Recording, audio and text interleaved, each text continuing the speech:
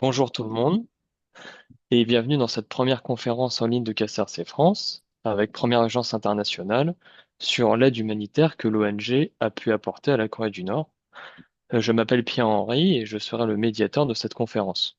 Avant toute chose, sachez que les questions que vous pourriez éventuellement avoir, posez-les directement dans le chat ou levez la main en fin de conférence. Nous les prendrons et vous pourrez les poser. Mais avant de commencer le reste de la conférence, je vais vous faire une brève présentation de notre association, KCRC France. Donc, il faut savoir que nous sommes la branche française de KCRC, le Conseil coréen pour la réconciliation et la coopération, qui est une organisation non gouvernementale basée en Corée du Sud et dont le principal objectif est de construire la paix dans la péninsule coréenne et dans le monde. Il faut également savoir que KCRC est réparti dans plus de 7 pays, la Chine, le Japon, l'Australie, les États-Unis, l'Allemagne, la Suède et évidemment la France. Notre objectif, à nous, KCRC France, est de renforcer les liens entre évidemment la France, l'Europe et la Corée pour promouvoir la paix dans la péninsule et dans le reste du monde. Nous sommes nés en 2021 et aujourd'hui, fort de 56 membres, une trentaine d'étudiants et une vingtaine de professionnels, nous continuons d'exercer nos activités au travers de différentes missions telles que promouvoir une histoire commune de la Corée, dévoiler son importance pour la paix et rendre les enjeux coréens plus accessibles en France et en Europe. Donc aujourd'hui, nous accueillons deux invités de l'ONG Première Agence internationale qui vous présenteront d'abord une rétrospective de la vie en Corée du Nord depuis les années 2000. Ils vont également vous présenter leurs projets à travers le temps en Corée du Nord, ainsi que l'impact des changements des directives européennes et françaises sur la Corée du Nord et les différentes missions associatives qui ont été affectées. Je vais ainsi donner la parole au conférencier, Madame Wendy Pierre, responsable des urgences, du développement opérationnel et des partenariats privés, ainsi que Monsieur Olivier Otto, directeur des opérations de Première Agence internationale. Je vous laisse vous présenter plus en détail et présenter Première Agence internationale. Madame Pierre, Monsieur Wendy, Madame Pierre, Monsieur Otto, je vous offre la parole. Merci beaucoup et merci pour votre invitation. Je suis effectivement Olivier Routot, je suis le directeur des opérations de Première Urgence Internationale. Ça fait une vingtaine d'années que je travaille dans le secteur humanitaire, dont donc une partie sur le terrain dans différents contextes de crise en Centrafrique, au Liban, en RDC, au Congo-Brazzaville notamment. Et depuis une quinzaine d'années, je suis au siège de l'organisation, alors sur différents postes de gestion de mission en tant que responsable géographique. En tant que le poste que Wendy a aujourd'hui de responsable des urgences et du développement opérationnel, et depuis 7 ans, 6 ans maintenant, 6 ans et demi, je suis directeur des opérations. Wendy, je te laisse peut-être te présenter. Merci. Bonjour, je m'appelle Wendy Pierre. Du coup, je suis responsable des urgences et du développement opérationnel et des partenariats privés depuis 2021 chez PUI, mais je travaille chez Première Urgence Internationale depuis 2014, beaucoup sur le terrain. Et voilà, ça fait 15 ans que je suis dans l'humanitaire et actuellement, j'occupe le poste de responsable des urgences, mais je suis également la chef de mission de de la mission Corée du Nord depuis janvier 2024. Donc, on va en parler un peu plus lors de cette présentation. Est-ce que vous voyez mon écran, le partage d'écran? Très Oui, bien. Donc, on peut commencer, j'imagine. Tout à fait. Vas-y. Hop. Alors, avant de rentrer plus précisément sur les activités de Première Urgence Internationale en Corée du Nord, juste pour situer l'organisation, j'imagine que pour une large part d'entre vous, elle n'est pas forcément connue. Euh, je sais- J'essaie de passer la Alors, on essaie de slide. passer les slides, mais je vais commencer à en parler. Alors, Première Urgence Internationale, c'est une organisation qui a un peu plus de 40 ans aujourd'hui, notamment parce qu'elle est le produit de deux anciennes ONG françaises. Euh, une première ONG qui s'appelait Aide médicale internationale et qui a été créée en 79, il y a plus de 40 ans maintenant aujourd'hui, dans les contextes notamment de l'Afghanistan, pardon, et pour ce qui concerne Aide médicale internationale. On va y arriver avec le support. Et pour Première Urgence, c'est une ONG qui est née dans les années 90 dans le contexte de la guerre en Yougoslavie, donc en 92, avec notamment des activités. Alors, aide médicale internationale, c'était une des, donc c'est une ONG avec des activités médicales, mais une des évolutions de Médecins sans frontières, une branche en fait qui a fait scission à un moment donné de Médecins sans frontières et qui a créé une association spécifique en Afghanistan. Là où Première Urgence travaillait pas du tout dans le domaine médical, mais sur d'autres secteurs d'intervention, notamment dans le volet de la sécurité alimentaire, de la reconstruction et de la relance économique notamment. À la fin des années 2000, les deux associations ont décidé de fusionner l'une et l'autre. C'est vraiment une fusion-création, c'est-à-dire de mettre en commun leur savoir-faire, leurs expertises techniques et les différents contextes d'intervention où elles intervenaient pour rassembler au sein d'une même organisation finalement tous les différents domaines d'intervention sur lesquels un acteur humanitaire peut être amené à intervenir lors d'une crise. Les crises, elles peuvent être suite à des catastrophes naturelles ou elles peuvent être liées à des conflits ou à des situations d'effondrement économique. Et l'intérêt effectivement d'avoir ces expertises rassemblées dans la même organisation, c'est que ça permet de s'adapter déjà aux besoins sur le terrain, observés liés à la crise eux-mêmes, mais s'adapter aussi à ce qui est fait par les autres parties prenantes, notamment les communautés locales ou les autres acteurs qui interviennent déjà sur la même crise. Vous retrouvez là, j'imagine que vous voyez maintenant le support. Vous retrouvez donc ces quatre grandes dates clés, hein, 79, 92 pour la première agence, 2011 la fusion, et puis le nom définitif de l'organisation en 2015.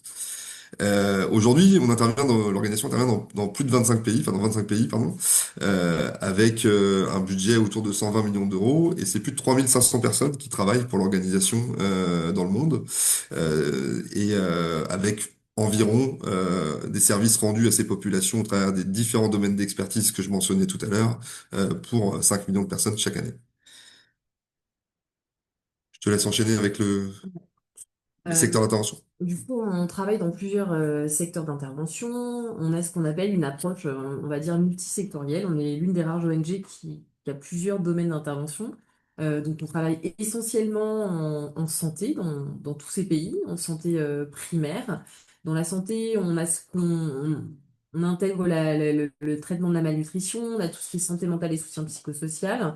On va dire qu'on a une approche très santé publique, d'approche intégrée, ce qui veut dire qu'on va prendre le secteur de la santé de manière assez holistique. Et donc, en fait, autour de la santé, on va voir que les différentes causes de malnutrition sont aussi liées à tout ce qui est l'eau, l'hygiène et l'assainissement, tout ce qui est sécurité alimentaire, c'est-à-dire possiblement agriculture, renforcement de moyens d'existence. Et on fait de la protection, que ce soit de la protection transversale, c'est-à-dire euh, avoir une assistance plutôt digne et sûre pour les populations, et puis des fois de la protection de manière plus individualisée, on va dire, pour les populations qu'on assiste. Mais on a aussi d'autres secteurs d'intervention qui sont un peu moins prégnants, qui vont être la construction, la réhabilitation, par exemple. Là, on travaille actuellement au Liban ou en Syrie dans des projets de construction, réhabilitation de certains logements, notamment des fois suite à des séismes, et on travaille aussi dans le domaine de l'éducation.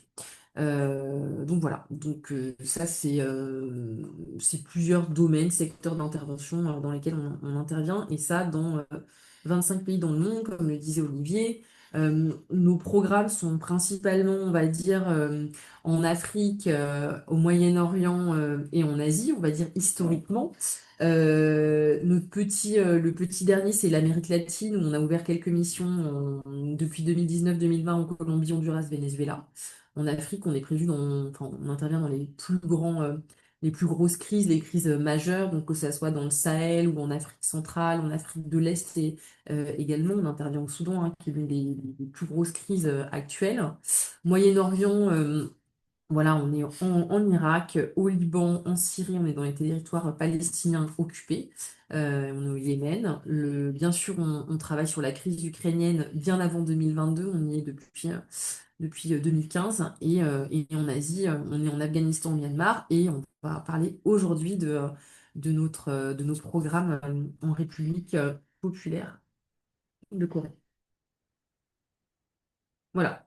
Du coup, on voulait vous parler de un peu dans la rétrospective de l'évolution de la vie en Corée du Nord. On voulait quand même vous donner quelques éléments en termes politiques, économiques. Peut-être que les connaissez déjà, mais c'est toujours bien de se faire une petite piqûre de rappel et de mettre en perspective, en fait, première urgence internationale dans ce contexte-là. Alors, merci Wendy. Ce qui est certain, c'est qu'effectivement, sans se prétendre effectivement des spécialistes de l'histoire de la Corée du Nord, ce qui est important de comprendre, c'est à quel moment en fait les organisations humanitaires internationales commencent à intervenir en Corée du Nord. Et finalement, ces évolutions de contexte, elles ont marqué de manière assez forte les opportunités d'intervention en Corée. Sans refaire toute l'histoire depuis la guerre de Corée, la Corée du Nord est restée extrêmement fermée aux organisations occidentales jusqu'à la période des années 90, là où il y a eu effectivement les années 94-98 des phénomènes cumulatifs, probablement une forme d'essoufflement du système économique et social mis en place en Corée du Nord depuis des décennies, une forme d'épuisement de ce système-là, corrélé à des années de sécheresse hyper importants et avec un impact très très fort sur les récoltes, et à une forme de blocage politico-institutionnel qui a conduit en fait à un impact très très fort pour les populations et à clairement des famines qui ont fait des milliers, des dizaines de milliers de morts, voire plus. Les chiffres sont toujours alors, les chiffres en général en Corée du Nord sont toujours sujets à caution et très compliqués à analyser et à croiser. Mais effectivement, dans ces années-là, il y avait encore moins de capacité d'accès de données que dans les décennies suivantes. Et c'était très compliqué de l'estimer, mais ce qui est certain, c'est que ça a quand même poussé le régime à accepter contre de l'aide alimentaire un tout petit peu d'ouverture, un début d'ouverture et l'arrivée d'un certain nombre d'acteurs internationaux, onusiens pour partie, ONG pour partie, aussi quelques chancelleries diplomatiques qui ont pu réouvrir des représentations dans le pays, au moins en Pyongyang, on en reparlera. Et ça a été le début finalement des interventions humanitaires en Corée du Nord.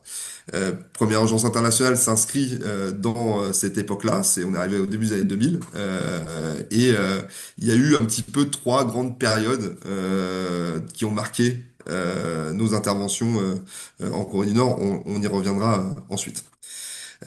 Mais ces trois grandes périodes, ça a été la phase, on va dire, d'expansion de la négociation ou de notre capacité à travailler en Corée du Nord, qui a marqué les premières années, comme une phase en fait d'appropriation réciproque entre les acteurs internationaux et leur capacité à comprendre comment travailler en Corée du Nord.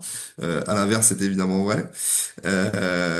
S'y ouvrir. Il y a eu une phase que j'aurais envie d'appeler de maturité où on a pu alors ça a jamais été rien n'est jamais simple en Corée du Nord, mais on a pu quand même bénéficier, donc ça c'est plutôt les années 2010, la décennie 2010, où il y a eu plus de moyens pour le peu d'acteurs qui restaient. Il y avait une vraie connaissance sur la manière de travailler, de négocier, de négocier dans le sens où tout est toujours négociation en Corée du Nord. On verra dans les détails de qu'est-ce qu'on entend derrière ces négociations, mais c'était plutôt une décennie où il y avait une forme de maîtrise de part et d'autre. Je parle toujours de réciprocité, c'est-à-dire que du coup, le cadre qui avait été mis par les autorités pour laisser fonctionner les organisations internationales était opérant. Et de l'autre côté, on avait un savoir-faire, des moyens qui permettaient quand même d'intervenir et de faire pas mal de projets. Nonobstant les limites et les contraintes qui existaient, d'un côté en Corée du Nord elle-même, sur les libertés de mouvement, de déplacement, d'accès aux zones d'intervention, d'accès aux bénéficiaires, et dans l'autre sens aussi, n'oublions pas, les contraintes, elles étaient doubles ou duales, puisque le régime de Corée du Nord faisait l'objet d'un nombre de sanctions croissant et exponentiel de la part de la communauté internationale. Et là aussi, notre maîtrise, nous en tant qu'acteurs, de ces sanctions, de ces régimes de sanctions et de la manière finalement d'obtenir les exemptions, nous permettait quand même d'intervenir de manière relativement efficace et avec un volume opérationnel significatif. Et puis malheureusement, tout ça s'est refermé, on y reviendra tout à l'heure, avec la pandémie de Covid-19, puisque en 2020, tout ce travail ou cet historique finalement l'accès en Corée du Nord, c'est vraiment un enjeu essentiel, on va y revenir, s'est refermé du fait de la pandémie. La Corée du Nord a été le premier pays au monde, alors, très proche de la Chine, hein, du centre pays d'émergence de l'épidémie, enfin l'épidémie au départ qui est devenue pandémie. Et ça a été le premier pays à fermer ses frontières et ça a été le dernier à les réouvrir, je crois, ou quasiment. Réouvrir ses frontières, oui, mais pas à tout le monde. Et c'est tout l'enjeu qui fait qu'aujourd'hui, intervenir en Corée du Nord n'est tout ça, pour les acteurs humanitaires, n'est malheureusement plus possible. Et on va détailler un petit peu tout ça. Sur le slide suivant, qui va apparaître, je pense. Oui, tu n'as pas Non, le- c'est toi, c'est... je- Ah, tu l'as? Moi, je l'ai Oui, pas ici. oui, Ah, ah, voilà, ça, il est apparu. oui. Euh, sur la particularité du régime, je suis à peu près certain que nombre d'entre vous sont largement au fait de cette situation, mais on est quand même sur un régime totalitaire, très centré autour de la personne du grand leader, avec un parti qui est unique, qui est totalement sous la férule du grand leader, donc en plus avec un leadership de nature dynastique depuis Kim Il-sung et qui s'est transmis à son fils d'abord Kim Jong-il, pardon, puis Kim Jong-un. Et donc les espoirs quelque part, et c'est pas étonnant que, comme je vous disais, que la décennie 2010 nous avait donné un petit peu plus de marge, puisque c'est là où est arrivé au pouvoir Kim Jong-un, et il y a eu une forme d'espoir, enfin d'espoir. Du point de vue évidemment de la communauté internationale et des acteurs qui voulaient opérer en Corée, du point de vue des populations, on en parlera, il est très difficile de savoir effectivement les populations à l'intérieur de la Corée du Nord, ce qu'ils pouvaient en penser. On détaillera un petit peu finalement ce que disaient nos équipes sur place à ce niveau-là. Mais il y a eu un espoir que du fait de son éducation en Europe, en Suisse notamment, le fait qu'il soit plus jeune, le fait qu'il y ait eu ce début en fait de changement dans une alors pas les modes de vie en Corée du Nord, mais au moins les modes de vie à Pyongyang, laissait penser qu'il allait pouvoir continuer le tout début de réforme qui avait été mis en place. Mis en place, c'est peut-être un mot un peu galvaudé pour parler de la réalité. Peut-être que c'est plus le début de réforme auquel le régime avait été obligé du fait de la situation économique du pays. Et puis c'est finalement tout le contraire qui s'est passé. Il y a eu un, alors peut-être pour assumer ou en tout cas affirmer son pouvoir et sa légitimité parce qu'il était vu par les cadres du régime comme étant trop jeune, peut-être probablement un peu trop tendre. Il a procédé finalement assez vite à des purges pour consolider son pouvoir, ce qui l'a amené à se repositionner dans une rigidité idéologique assez forte par rapport aux principes structurants du régime et le culte de la personnalité finalement s'est encore plus développé. Cette question-là, c'est notamment incarné autour de sa rigidité sur le programme nucléaire et la question des tensions récurrentes avec la Corée du Sud et les États-Unis sur cette question. Du coup, moi, je vais vous parler des conditions de vie en Corée du Nord. Donc, il faut savoir que ce qui se passe, c'est quand on envoie nos expatriés, nos équipes sur place, on a des grandes fiches sur les briefings qu'on peut avoir. Et on parle notamment dans les briefings qu'on a au niveau des expatriés, on parle du contexte global, bien sûr, politique, géopolitique, économique, mais on parle aussi de ces quatre éléments-là, le contrôle de l'information, le travail, la religion et le rapport de genre. C'est toujours hyper intéressant, notamment sur tout ce qui est contrôle de l'information, travail, parce qu'en en fait, on emploie du personnel et le rapport du genre, c'est toujours intéressant. Donc, sur le contrôle de l'information, j'imagine que je ne vous apprends rien non plus, mais voilà ce qui avait été noté par nos équipes sur place, c'est que donc, clairement, il y a une liberté d'expression inexistante, qu'il y a une loi qui s'appelle une loi sur la protection du langage culturel de Pyongyang, qui a été votée en 2023, qui criminalise l'usage du langage sud-coréen. Donc, c'est une loi extrêmement récente, ça montre vraiment une fermeture du régime. Le travail, c'est un travail forcé, toujours pratiqué à grande échelle, notamment dans l'agriculture, la construction des mines, des longues heures, avec une sécurité, une rémunération quasi inexistante. Nous, en fait, on fonctionne en food allowance avec nos équipes nord-coréennes sur place, donc c'est très particulier. Il y a le salaire, mais la food allowance. Pour l'anecdote, on avait ces premières urgences internationales qui assuraient le transport des staffs. On avait des douches installées dans nos bureaux pour que ces derniers puissent prendre des douches parce qu'en fait, il n'y a pas forcément de possibilité à leur domicile. Donc, il y avait une sorte de rapport au travail qui est quand même assez particulier. Malheureusement, hein, une mobilisation, un travail forcé des enfants hein, dans les écoles et dans les organisations de jeunesse. Toujours intéressant de parler du rapport de genre parce qu'on a eu bien évidemment des expatriés hommes et des expatriés femmes. On a eu des chefs de mission historiques en femmes. Il y a officiellement une égalité totale, mais en réalité, finalement, il y a peu de responsabilités. On attend des femmes qu'elles soient plutôt à la maison, qu'elles ne conduisent pas de voiture. Et donc voilà, c'est toujours important de comprendre ce rapport de genre, notamment quand on a des staffs expatriés qui vont sur place, et ce rapport en tant que femme chef de mission en Corée du Nord. Voilà. La religion, enfin, officiellement, on est sur un État plutôt athée, qui a des pratiques de religion très contrôlées. Et puis on met pour autant ce qui est rapporté en fait dans nos différents rapports, c'est qu'on peut trouver des églises protestantes, une église catholique. Depuis 2010, il y a même une église orthodoxe. Voilà, mais quand même une grande majorité de la population qui est athée, ce qui fait c'est une particularité assez intéressante du pays. Et enfin, conditions de vie en Corée du Nord. Pour le briefing de nos expatriés, on parlait souvent, mais on va y revenir hein, dans nos programmes en sécurité alimentaire, du climat en fait en Corée du Nord. Et en fait, il fait très très chaud, il fait très très humide. On a des taux d'humidité de 100% qui avoisinent les 100%. Donc on a des mois très très chauds en été et en hiver, on a des températures qui peuvent descendre jusqu'à moins 20 degrés.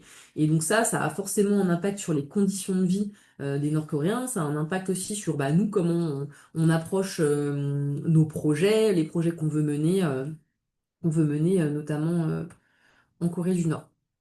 Il y a eu pas mal de réformes économiques et sociales et sociétales qui ont été faites. Je vais laisser Olivier en parler. Alors là, on va faire référence en fait à la période que j'évoquais où il y a eu quand même des petites évolutions. C'est-à-dire qu'on est passé d'un système complètement fermé avec une planification complète et totale de l'économie, avec une stratégie collectiviste sur nombre de domaines de l'économie, et avec aussi un verrou total sur la société. Donc là, ce qui nous intéresse, c'est de partager, c'est que nous, en tant qu'acteurs humanitaires, on a été les témoins des embryons d'évolution de cette société.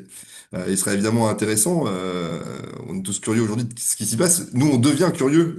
On avait la chance d'être témoins pendant quasiment 20 ans. Et on commence de nouveau à être comme la plupart des gens, de nouveau en curiosité sur comment évolue cette société aujourd'hui. On pourra peut-être en parler dans la phase de questions ensuite. Mais ce qu'on a pu voir, nous, c'est un système totalement planifié, avec une économie totalement planifiée, organisée, avec beaucoup de choses qui dysfonctionnaient, avec un décalage. Je pense que c'est ça aussi qu'il faut souligner, c'est que sur certains des aspects de l'économie, l'agriculture notamment, on revenait au Moyen Âge pour certains endroits et dans les années 50 ou 60 pour quasiment la totalité du pays. Un tracteur hein, et un produit totalement de luxe. Et on est sur une agriculture qui était avec de la traction animale quasiment partout. Donc on est vraiment dans un autre monde. Mais on a vu des petites évolutions se produire pendant le début du 21e siècle avec des autorisations. Le fait que les producteurs puissent revendre, c'est-à-dire eux-mêmes, pas amener à la coopérative du parti les produits agricoles, et puissent en garder une petite partie pour leur autoconsommation et leur gestion, et voir, en fonction de ce qu'ils géraient, avoir un petit lopin de terre sur lequel ils pouvaient éventuellement revendre et se faire des petits revenus privés. C'est quelque chose qui était totalement impensable en Corée du Nord il y a encore quelques années et qu'on a vu commencer à se mettre en place. Il y a un début en fait de libéralisation pour un certain nombre d'activités économiques qui pouvaient se faire de manière individuelle. C'est mentionné dans le slide, la question des téléphones portables. Ça a été une révolution mondiale, on est d'accord, sur les questions des communications, mais on sous-estime toujours l'impact de cette technologie pour des sociétés aussi isolées. ça a révolutionné les choses, dans la capacité évidemment à l'intérieur du pays, et puis quelque part, malgré le contrôle du régime, il est quand même plus compliqué avec ce type d'outils et de technologies de couper totalement le monde, enfin les Coréens du monde extérieur, et donc bon an mal an, malgré toutes les restrictions, et il y en a, hein, il n'y a pas du tout un accès libre à Internet en Corée du Nord, mais les téléphones et Internet en général, ces technologies-là ont quand même laissé passer des choses, et ça a évidemment profondément impacté la société. Les petits terrains privés, j'en ai parlé. Et puis, ça a été une nécessité. C'est-à-dire que c'est pour ça que je disais, est-ce qu'il y a eu un choix de faire des réformes? Moi, je fais partie des gens qui pensent qu'il n'y a pas eu un choix actif et positif du régime de mettre en place ces réformes-là. Peut-être qu'on l'avait espéré pour Kim Jong-un, mais en fait, ça n'a pas été du tout le cas. Cette ouverture, elle s'est faite contrainte, tout simplement parce que à un moment donné, l'enjeu de la famine, la pression sur le régime par rapport à la satisfaction vraiment des besoins essentiels, que les gens ne meurent pas de faim, tout simplement. Et il y en avait énormément qui mouraient de faim. Ça a obligé à lâcher un tout petit peu la bride sur l'organisation collectiviste. Et finalement, ce petit début d'embryon d'économie de marché à une petite échelle est devenu quelque chose d'effectif. Euh, je vais faire une petite, un petit détour par aussi la question il y a un peu de Corée quand même, il faut être clair. Il y a quand même la situation à Pyongyang et puis il y a les campagnes et les autres villes plus rurales. C'est complètement différent. À Pyongyang, on a vu le développement d'une espèce de petite classe moyenne urbaine, connectée, enfin déjà plus en contact direct avec la communauté internationale, que Wendy commençait à évoquer avec nos équipes, mais un peu plus globalement tous les gens qui étaient à Pyongyang. Il y a des choses qui se sont mises en place et on a vu Pyongyang évoluer avec une grosse partie des investissements que faisait le régime finalement en infrastructure, c'était quand même beaucoup à Pyongyang. Pyongyang s'est transformé, il y a eu des routes, des immeubles, des infrastructures qui ont vraiment changé la vie des gens.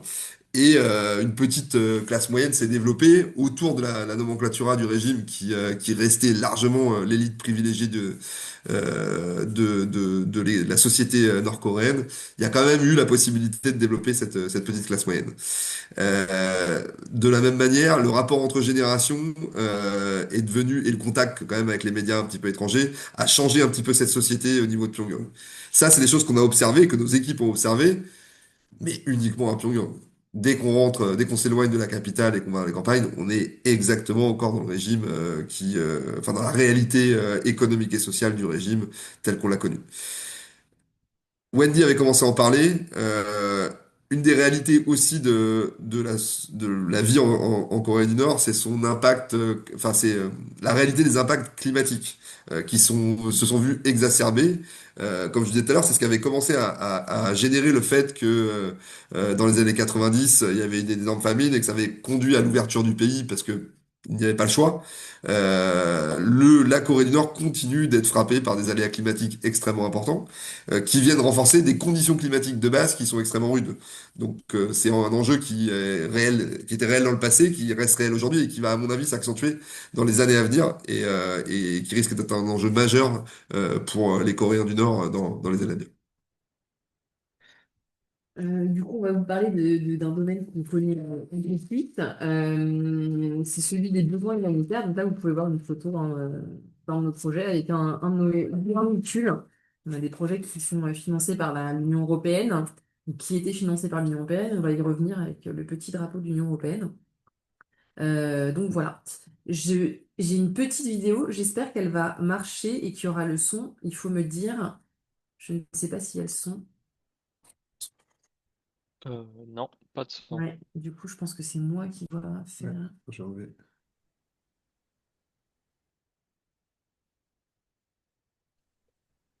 Ouais. Et du coup, vous allez me dire si vous l'entendez. Non, toujours pas, je pense. C'est une information qui sort par la vidéo, je crois. Mais regardez en Allô? bas, il n'y a pas de son. Ah, En haut. il y a- Sur la barre de le son, son il de n'y la a pas vidéo, de son en bas de la vidéo. à droite. Vas-y, je l'ai mis à full. Non, mais moi non plus, je l'ai pas. Hop, hop.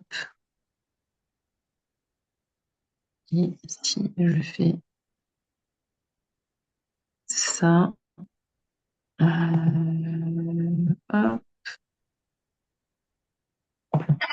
Vous entendez? Pas mal.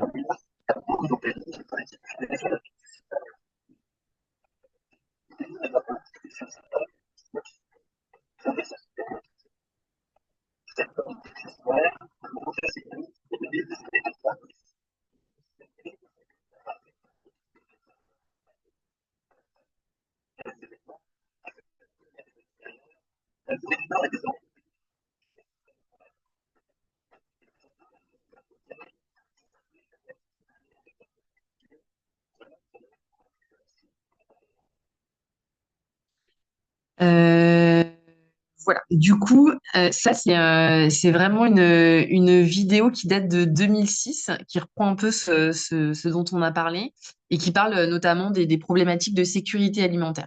Il faut savoir que les problématiques de sécurité alimentaire, c'est la problématique, c'est vraiment les problématiques majeures dans le pays. La plupart des ONG qui interviennent sur place, en fait, leur objectif, c'est vraiment de lutter contre les problèmes de sécurité alimentaire et de malnutrition. Nos programmes, ils ne sont pas... En fait, dans une ONG, on repart toujours, quand on est dans un pays, des besoins humanitaires. Dans notre fonctionnement normal, on a des principes humanitaires et on va dans des zones d'intervention qu'on va sélectionner par rapport aux besoins humanitaires sur place. Donc, si, imaginons, on arrive dans un pays X et que le besoin n'est pas le besoin de la sécurité alimentaire, mais que ça va être un besoin, on va dire, de reconstruction de bâtiments ou de santé, on va clairement axer nos interventions sur ce secteur d'intervention. Il faut savoir que, comme le disait Olivier, c'est un peu dirigé. Donc, à l'époque, en fait, la Corée savait très bien que face à cette crise, avec ces grandes famines, il fallait répondre à travers des assistances en sécurité alimentaire et qu'il fallait travailler sur les pénuries alimentaires qui faisaient qu'il y avait des centaines de milliers de personnes en fait qui mouraient de faim tout simplement. Donc, dans la vidéo en 2005-2006, c'est intéressant parce qu'ils disent que c'est le pays qui recevait le plus d'aide alimentaire. Et là, en fermant le pays, bah, en fait, c'est le pays qui n'en reçoit le moins, je pense. C'est assez intéressant de voir l'évolution, alors même que je pense que les besoins humanitaires après le Covid, et ça c'est prouvé, hein, la pandémie de Covid a eu un impact énorme dans tous nos pays d'intervention avec on a observé une pauvreté accrue suite notamment à des conséquences économiques notamment qui ont été assez conséquentes dans des pays déjà faibles. Donc pourquoi il y a une insécurité alimentaire en Corée du Nord? Malheureusement, des fois, on va dire que c'est mauvais endroit, hein, et ça manque de terres arables, il y a une très mauvaise qualité des sols. Olivier en a parlé, des pratiques agricoles archaïques, hein, voilà, hein, aujourd'hui, un tracteur, c'est considéré comme quelque chose d'extrêmement moderne. L'importation est extrêmement difficile. Nous, il faut savoir que pour tous nos matériels agricoles, on passait par la Chine pour importer dans un régime qui est sous sanction. Donc, il fallait lever les sanctions, il fallait faire les achats en Chine, il fallait avoir les autorisations pour pouvoir avoir des autorisations pour faire passer du petit matériel. Et ça prenait 6 mois à un an. Donc, c'est vraiment très compliqué. Donc, il y a effectivement peu de possibilités ou d'ouverture à des pratiques agricoles, on va dire, un peu plus modernes. On en a aussi parlé, le manque de données fiables. Ça, c'est toujours important de le noter. Quand aujourd'hui, on veut avoir une intervention humanitaire pertinente, il nous faut des données fiables, en fait. Il faut qu'on ait des évaluations des besoins qui soient fiables. Il faut qu'on voit dans quelle zone d'intervention les populations sont le plus touchées, quel type de population elles sont les plus touchées. Est-ce que c'est les enfants? Est-ce que c'est les femmes? Bon, généralement, c'est les populations les plus vulnérables, mais le manque de données fiables fait qu'on n'a pas non plus euh, des objectifs ou une aide, on va dire, mieux ciblée. Donc ça, c'est important de le dire. Aujourd'hui, les chiffres, ils sont quand même assez affolants parce qu'on parle d'une crise alimentaire. Donc ça, on vous donne, je tenais à rappeler qu'on vous donne des données, on vous donne des données dans un contexte où ça manque de data et où il y a personne qui est sur place depuis 2020.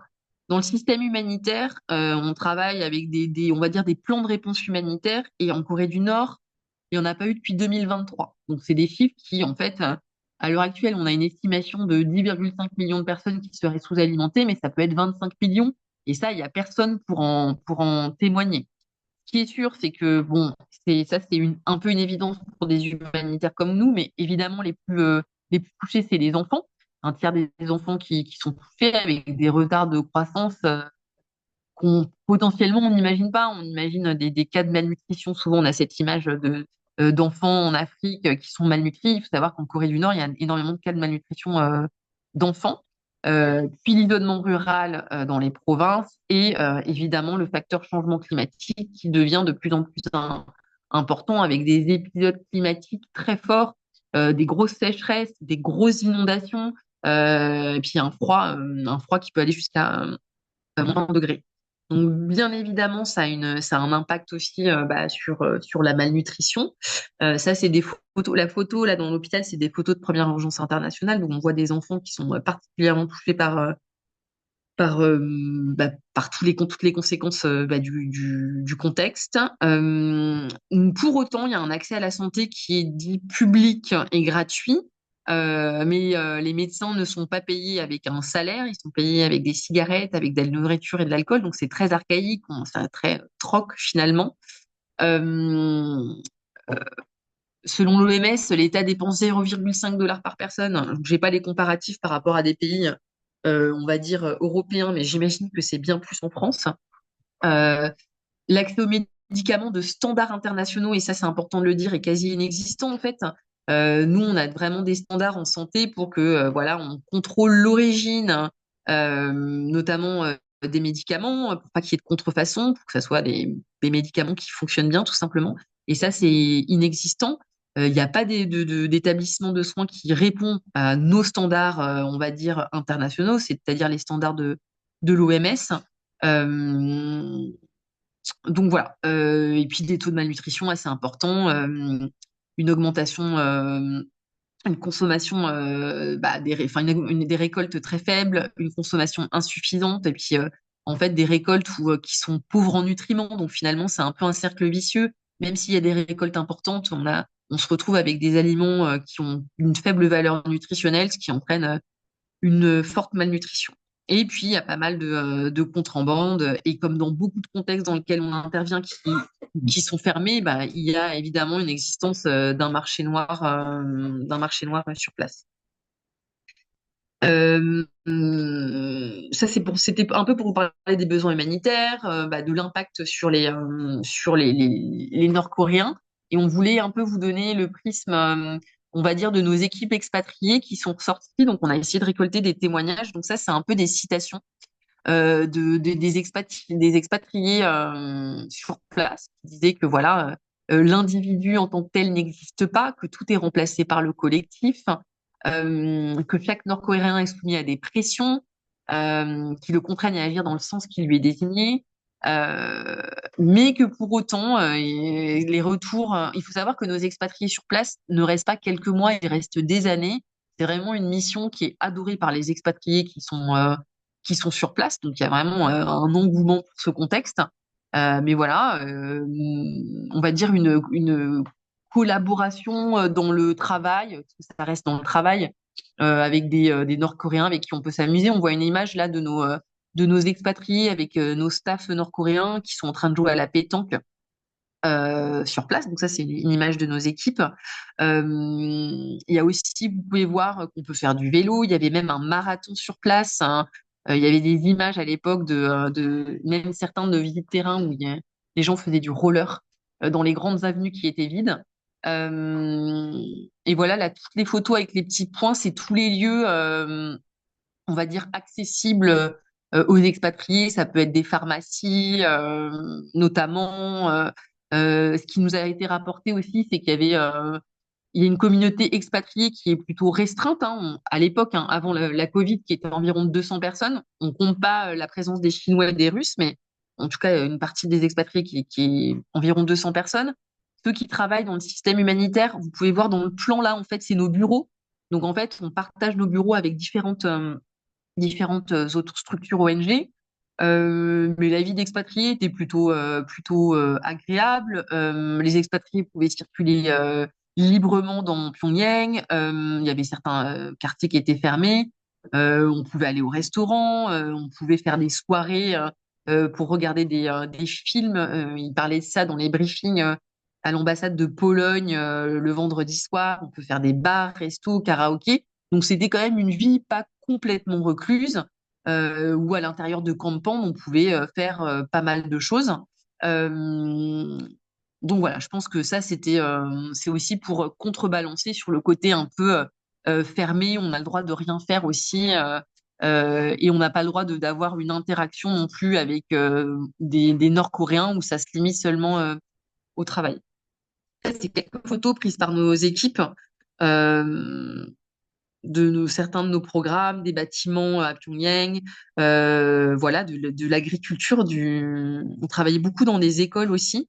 Donc ça, c'est quelques photos. Et Olivier va revenir un peu sur Première Urgence internationale en Corée du Nord et nos programmes. Mais voilà, c'est des photos qui ont été prises par nos équipes sur place. Il faut savoir qu'on a le droit de prendre des photos quand enfin, on avait le droit, je ne sais plus comment c'est aujourd'hui, mais on a le droit de prendre des photos.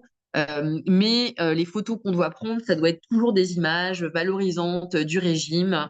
C'est pas des images, donc voilà, ce sera toujours des images plutôt heureuses, hein, pas avec qui montrent des conditions de vie difficiles. Donc tout ce qui est quartier populaire avec des bâtiments en construction, ou une pauvreté apparente, ça c'est interdit de prendre des photos. Et comme dans beaucoup de nos contextes, pas de possible de prendre des bâtiments, des photos de bâtiments officiels, de l'aéroport, des routes, des ponts, des ports ou des gares. Donc voilà, c'est un peu en fait, les conditions de vie qu'on pouvait vous rapporter. Et après, tu as la vidéo, du coup. Mais ça, dans le reportage, idem, vous devrez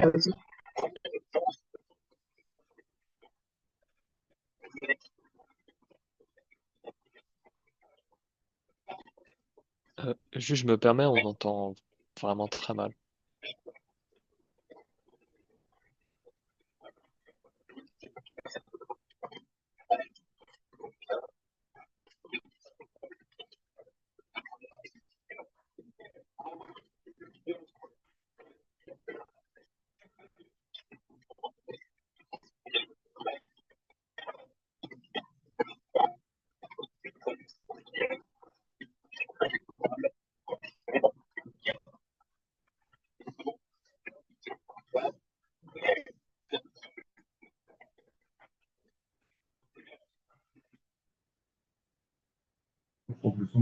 Ouais, attends. Je vais me- Tuc. tuc.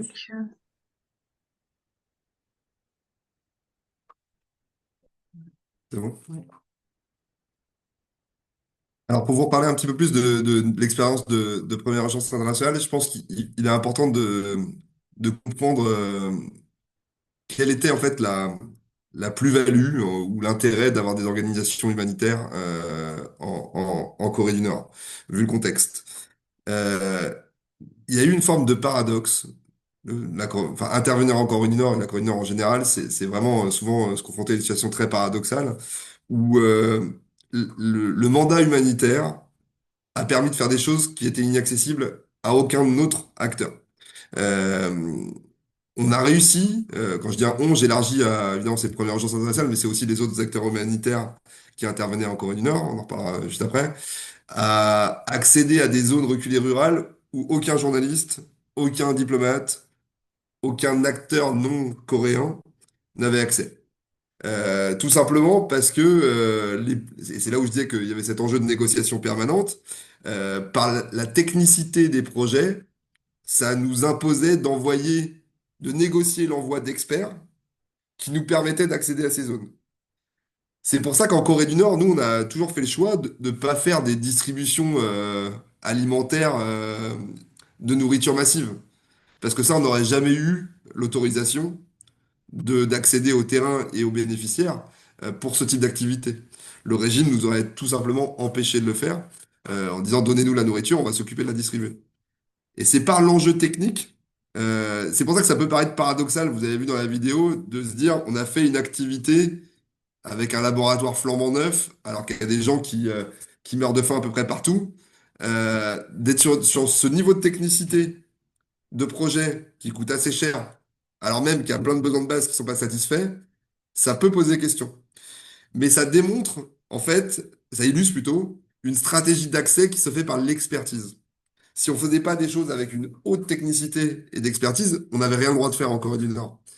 Et en fait, en faisant ce laboratoire flambant neuf, au-delà du service que ça rend, vous avez vu les bouteilles de bière juste à côté, qui illustrent clairement le décalage qu'il y a entre les deux, ça positionne PUI en tant qu'expert pour pouvoir rentrer dans le système de santé et pouvoir développer ensuite des projets à partir de cette expertise.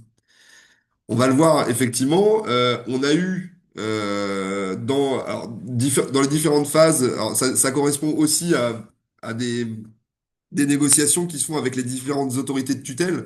Euh, L'accès, c'est toujours un accès générique. Est-ce qu'en tant qu'organisation, on est enregistré et qu'on peut travailler ou pas en tant qu'acteur en Corée? Mais c'est aussi, est-ce qu'on a les habilitations avec les organismes de tutelle, ministère ou équivalent ministère, de travailler sur telle ou telle zone? Et puis après, il y a les négociations géographiques aussi. Est-ce qu'on peut avoir accès à telle ou telle zone? Ça, c'est pour la partie coréenne, mais il y a toujours son miroir aussi avec les financeurs, les bailleurs de fonds et leurs priorités stratégiques. Et notre travail à nous, c'est de faire réconcilier tout ça pour avoir un impact sur la vie des gens. La plupart des projets sur la période récente, on les a quand même fait sur les questions d'enjeux nutritionnels. C'était le secteur au carrefour finalement de la santé et de la sécurité alimentaire qui nous permettait quand même d'avoir un impact majeur sur les besoins prégnants d'une partie de la population et notamment les enfants de moins de 5 ans et qui est aussi finalement le devenir de la Corée du Nord.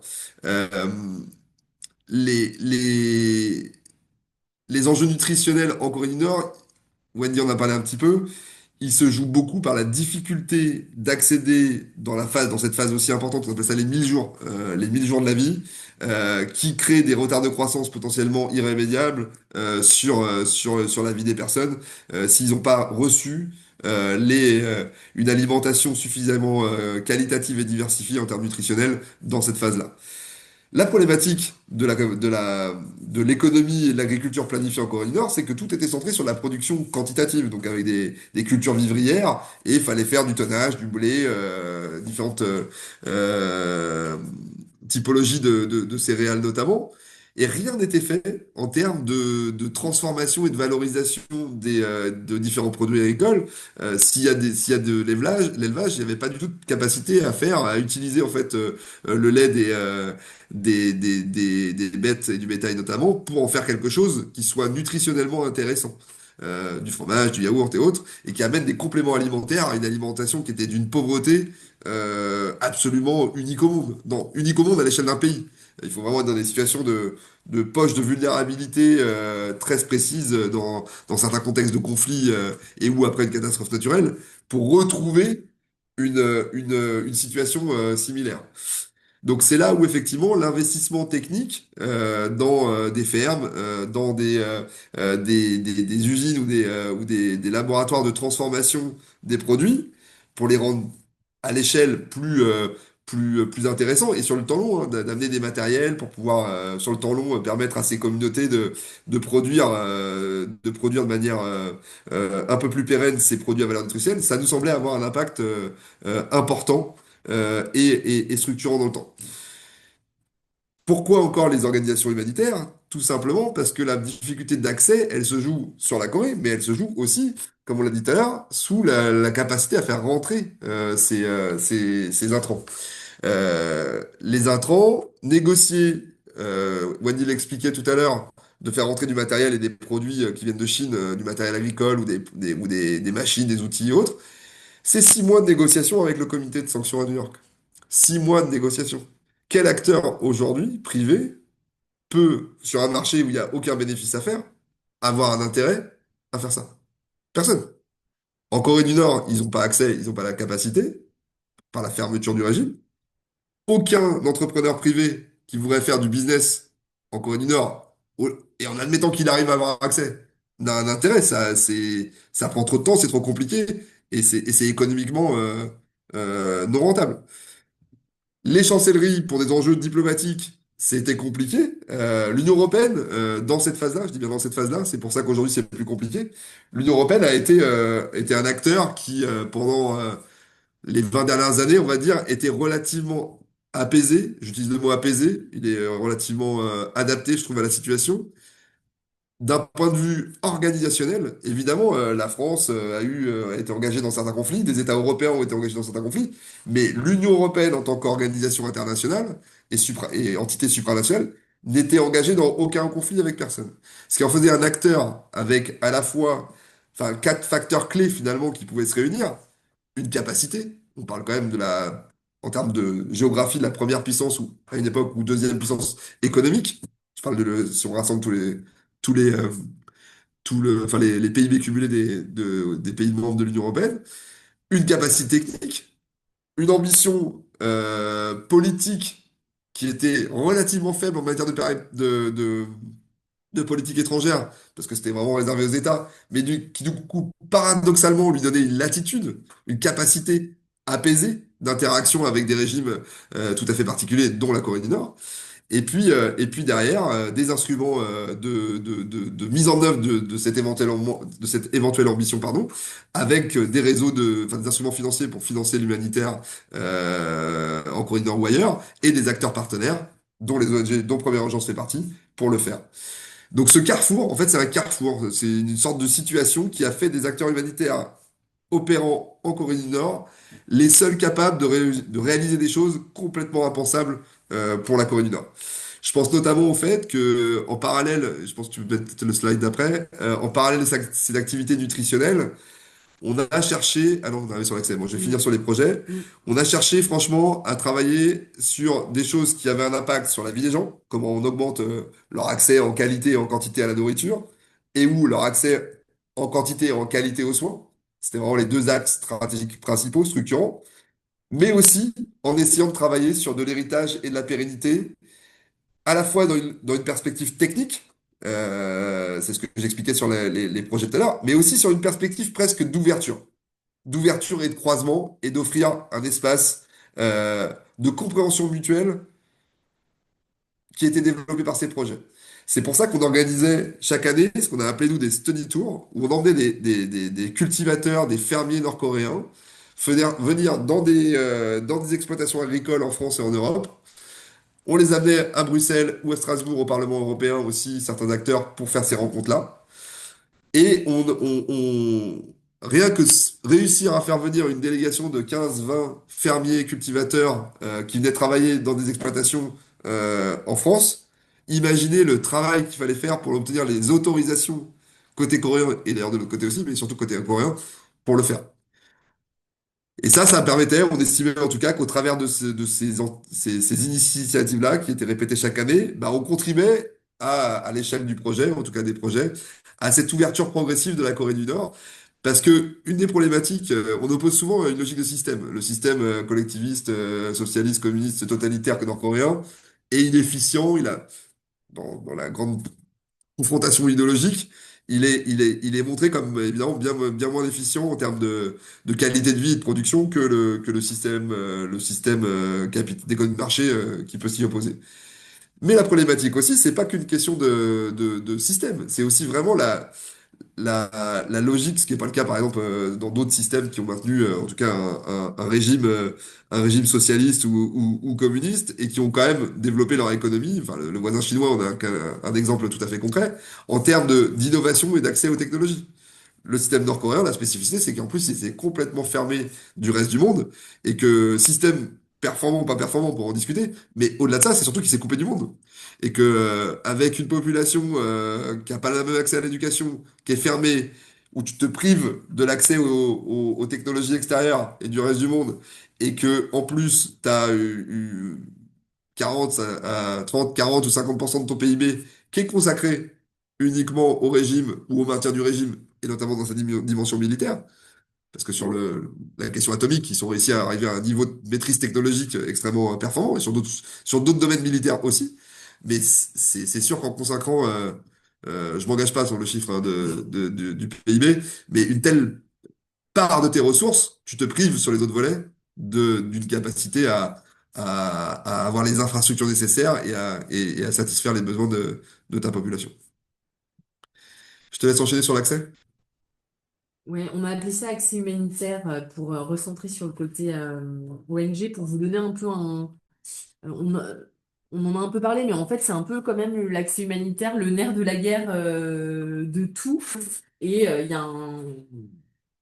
C'est vraiment un système, euh, comme je vous le disais, hein, dans lequel on évolue, qui est quand même un frein énorme où tout est négociation de ce fameux accès humanitaire. Je vais vous montrer une vidéo après qui évoque un peu tout ça, mais on a appelé ça accès humanitaire en faisant le focus vraiment sur nous en tant qu'ONG, en tant que staff expatrié, de comment ça se passe, de quel est le contexte, mais bien évidemment, l'accès est restreint pour beaucoup de personnes. Donc, il y a eu une ouverture dans les années 90 aux ONG. On est monté à un nombre de 36 ONG pour arriver aujourd'hui à une présence de 4 ONG internationales sur place. Il faut savoir que les ONG européennes, elles ne s'appellent pas par leur nom. C'est-à-dire que Première Urgence Internationale ne s'appelle pas Première Urgence Internationale. Ça s'appelle, ils appellent ça le système EUPS. Donc, EUPS, pour nous, Première Urgence Internationale, on est EUPS One. Et on va dire, je crois que WHH, ils sont EUPS 3, enfin, on se perd un petit peu tous dans les noms. Mais aujourd'hui, c'est ça qui est assez marquant, c'est qu'en fait, on est passé depuis 2005, donc en 20 ans, de 36 à 4 ONG. Donc c'est très facile, on a des liens très forts, dont 2 ONG françaises, hein, Triangle Génération Humanitaire, qui est une ONG française basée à Lyon, Première Urgence Internationale, et WHH et Concern. WHH, c'est des Allemands, et Concern, c'est des Irlandais. Donc c'est un cercle extrêmement restreint avec un fonctionnement. Donc aujourd'hui, moi, j'ai une double casquette. Je m'appelle Wendy Pierre, responsable des urgences chez Première Agence Internationale, mais je suis aussi Wendy Pierre, chef de mission de EUPS One. Et c'est comme ça que je me présente aux autorités. Et c'est comme ça que je me présente au niveau national. Voilà. Les défis opérationnels, on en a parlé, évaluation des besoins qui reposent sur des données gouvernementales, ce qui est extrêmement complexe et extrêmement difficile pour nous parce qu'on se base sur des datas pour faire notre évaluation des besoins que généralement on collecte nous-mêmes pour notamment designer nos projets. Donc ça c'est quelque chose qui est assez complexe. L'entrée des mouvements des expatriés était contrôlée, donc là il n'est plus autorisé mais il était déjà très contrôlé. Le visa était possible, enfin on pouvait obtenir le visa pour y aller, on pouvait l'obtenir en France à la délégation et en plus on pouvait le renouveler tous les 3 mois. Donc c'est quelque chose qu'on faisait assez naturellement. C'était plutôt, on va dire, contrairement à d'autres peut-être pays, c'était plutôt assez simple, si on peut mettre entre guillemets, mais c'était plutôt assez simple comparé à d'autres pays d'obtenir ces visas. Puis il y a eu la déclaration d'un état d'urgence sanitaire et du coup qui a été déclaré très tôt, on va y revenir et avec un impact sur des rotations impossibles du personnel. On a dû sortir nos personnels. Et en fait, à l'heure actuelle, ce fameux European Union Support Programme, en fait, il est fait à distance. Et en fait, on échange par mail, on fait des Teams, mais aucune des structures, que ce soit la Commission, enfin, l'Union européenne ou les 4 ONG, ont des représentants, on va dire, expatriés. Le recrutement national est géré par les autorités. Et ça, c'est hyper important de le garder en tête, c'est que nous n'avons pas la main dessus. C'est-à-dire qu'aujourd'hui, moi, depuis que je suis chef de mission, j'ai eu 2 liaison officers avec qui je dialogue. Mais mon liaison officer, il est remplacé du jour au lendemain. C'est-à-dire que là, en janvier, j'avais pendant un an un interlocuteur qui s'appelait Monsieur Kim. Et en janvier, je suis revenue de vacances et là, j'ai eu un mail en disant bonjour, je suis Monsieur Ri, je suis votre nouvelle liaison officer. Monsieur Kim a été envoyé sur une autre, enfin, faire un autre poste ailleurs. On ne sait pas où, on ne sait pas comment. Et d'un coup, d'un seul, on change d'interlocuteur. Donc, on n'a vraiment aucun contrôle là-dessus. Du coup, je vais repasser le son pour la fameuse. Juste, je me permets de vous interrompre, puisque le son de la vidéo n'est pas très, on n'a pas le son en bonne qualité. Essayez d'arrêter le partage d'écran et la repartager avec la fonctionnalité partager avec le son.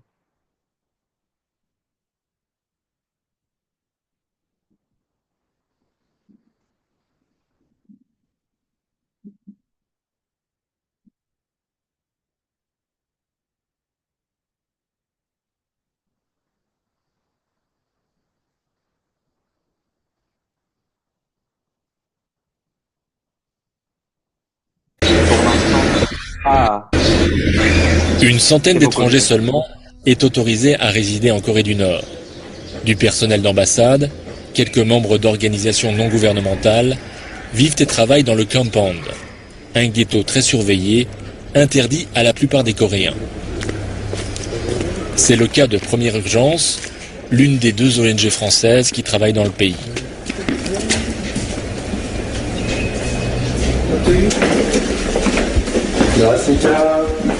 Bonjour.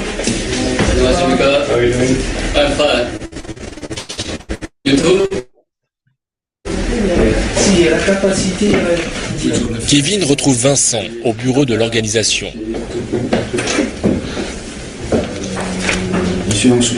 Ensemble, ils gèrent la réfection d'une douzaine d'hôpitaux à travers tout le pays. Pour mener à bien leur mission, ils collaborent avec une équipe locale désignée par le ministère coréen des Affaires étrangères. Avant chaque départ, Première Urgence doit déposer un plan de route soumis à autorisation. Chaque mission hors de la capitale est minutieusement préparée avec M. Pak et M. Joe, les guides du ministère. Donc voilà, et ça, c'était en 2006 et ça n'a pas changé. Donc il y a eu quand même une quinzaine d'années où le système n'a pas changé. Là, je vais rapidement vous parler, avant de laisser la parole à Olivier, de ce qui se passe aujourd'hui. J'ai essayé de me remettre dans comment dire, la chronologie de tout ça, parce qu'on a un prisme un peu français qui est que on a été confinés en mars, nous en France, mais que effectivement les premiers cas de Covid, on va dire connus en Chine, devaient être en décembre 2019. Et en fait, très rapidement, en Corée du Nord, il y a eu une fermeture des frontières extrêmement rapide qui était en janvier 2020, soit 2 mois avant la fermeture effective des frontières, un peu du reste du monde, avec une imposition de quarantaine pour les étrangers, donc jusqu'à 40 jours, et avec nos staffs nationaux qui étaient en quarantaine sur notre campagne. Nos équipes sont restées sur place, puis finalement, en août 2020, il y a eu un dernier grand départ des derniers expatriés Première Urgence internationale, mais d'autres expatriés présents sur place. Et depuis, on a une impossibilité de retour sur le pays. Ça, le retour, en fait, on va dire pendant 5 ans, ça a été vraiment l'objet de notre négociation. C'est-à-dire qu'on ne va pas vous payer tant qu'on ne peut pas revenir sur place. Donc, on fonctionne sur un système de dette, on va y revenir, mais aujourd'hui, pour nous, déjà que d'avoir des datas fiables, déjà cette imposition, cette mise à mal de nos principes humanitaires, pour nous, il était essentiel d'avoir des staffs expatriés pour pouvoir témoigner en fait de la situation, pour pouvoir faire un monitoring de nos projets, pouvoir aller sur place. Et donc pour nous, c'est pas possible de donner de l'argent, de verser de l'argent et de pas pouvoir s'assurer du bon fonctionnement des projets. Donc ça a toujours été un aller-retour dans notre négociation avec la délégation à Paris, parce que c'est pas notre liaison officer qui va pouvoir négocier, hein. On va pouvoir lui demander de négocier, mais c'est pas lui qui aura la main mise. Donc, à la délégation à Paris, à chaque fois, on disait toujours la même chose. Ils nous disaient, il faut nous payer, et nous, on disait, non, il faut qu'on ait des visas. Et en fait, jusqu'à ce jour, le dernier rendez-vous que j'ai eu avec eux, c'était fin février, là, ou début mars. Et ça a été toujours la même question. Vous avez donné des signes de réouverture. Du coup, est-ce que ça nous concerne, nous, humanitaires? Est-ce qu'on peut avoir nos visas? Et la réponse est toujours, non, je ne pense pas, mais quand vous le saurez, enfin, si ça arrive, vous le saurez extrêmement rapidement. Donc voilà, il y a eu des déclarations de cas officiels de Covid. Et puis en août 2022, il y a eu un énorme espoir de notre côté parce qu'on s'attendait à ce que dès qu'ils disent que la Covid a été vaincue, que finalement ils réouvrent ses frontières, et ce qui n'a pas du tout été le cas. Il y avait toujours des possibilités d'importation de matériel humanitaire, mais extrêmement complexes. Médecins sans frontières, qui est basé en Chine, avait dit qu'ils pouvaient nous aider parce qu'ils ont un liaison officer sur place, mais bon, très compliqué. Donc, dans ce contexte-là, tous les projets de Première Urgence internationale ont été suspendus. C'est-à-dire qu'on a suspendu nos contrats et nos bailleurs de fonds ont été. Alors, le centre de crise, le ministère des Affaires étrangères a dit non, on arrête le projet, mais il y avait l'aide alimentaire programmée de la France et de l'Union européenne a été plutôt flexible et optimiste, on va dire, en disant mais il n'y a pas de souci, on met en suspens vos projets, puis quand ça réouvrera, on reprendra les contrats. Et finalement, ça a jamais repris. Chambre de leçon. Ouais, exactement.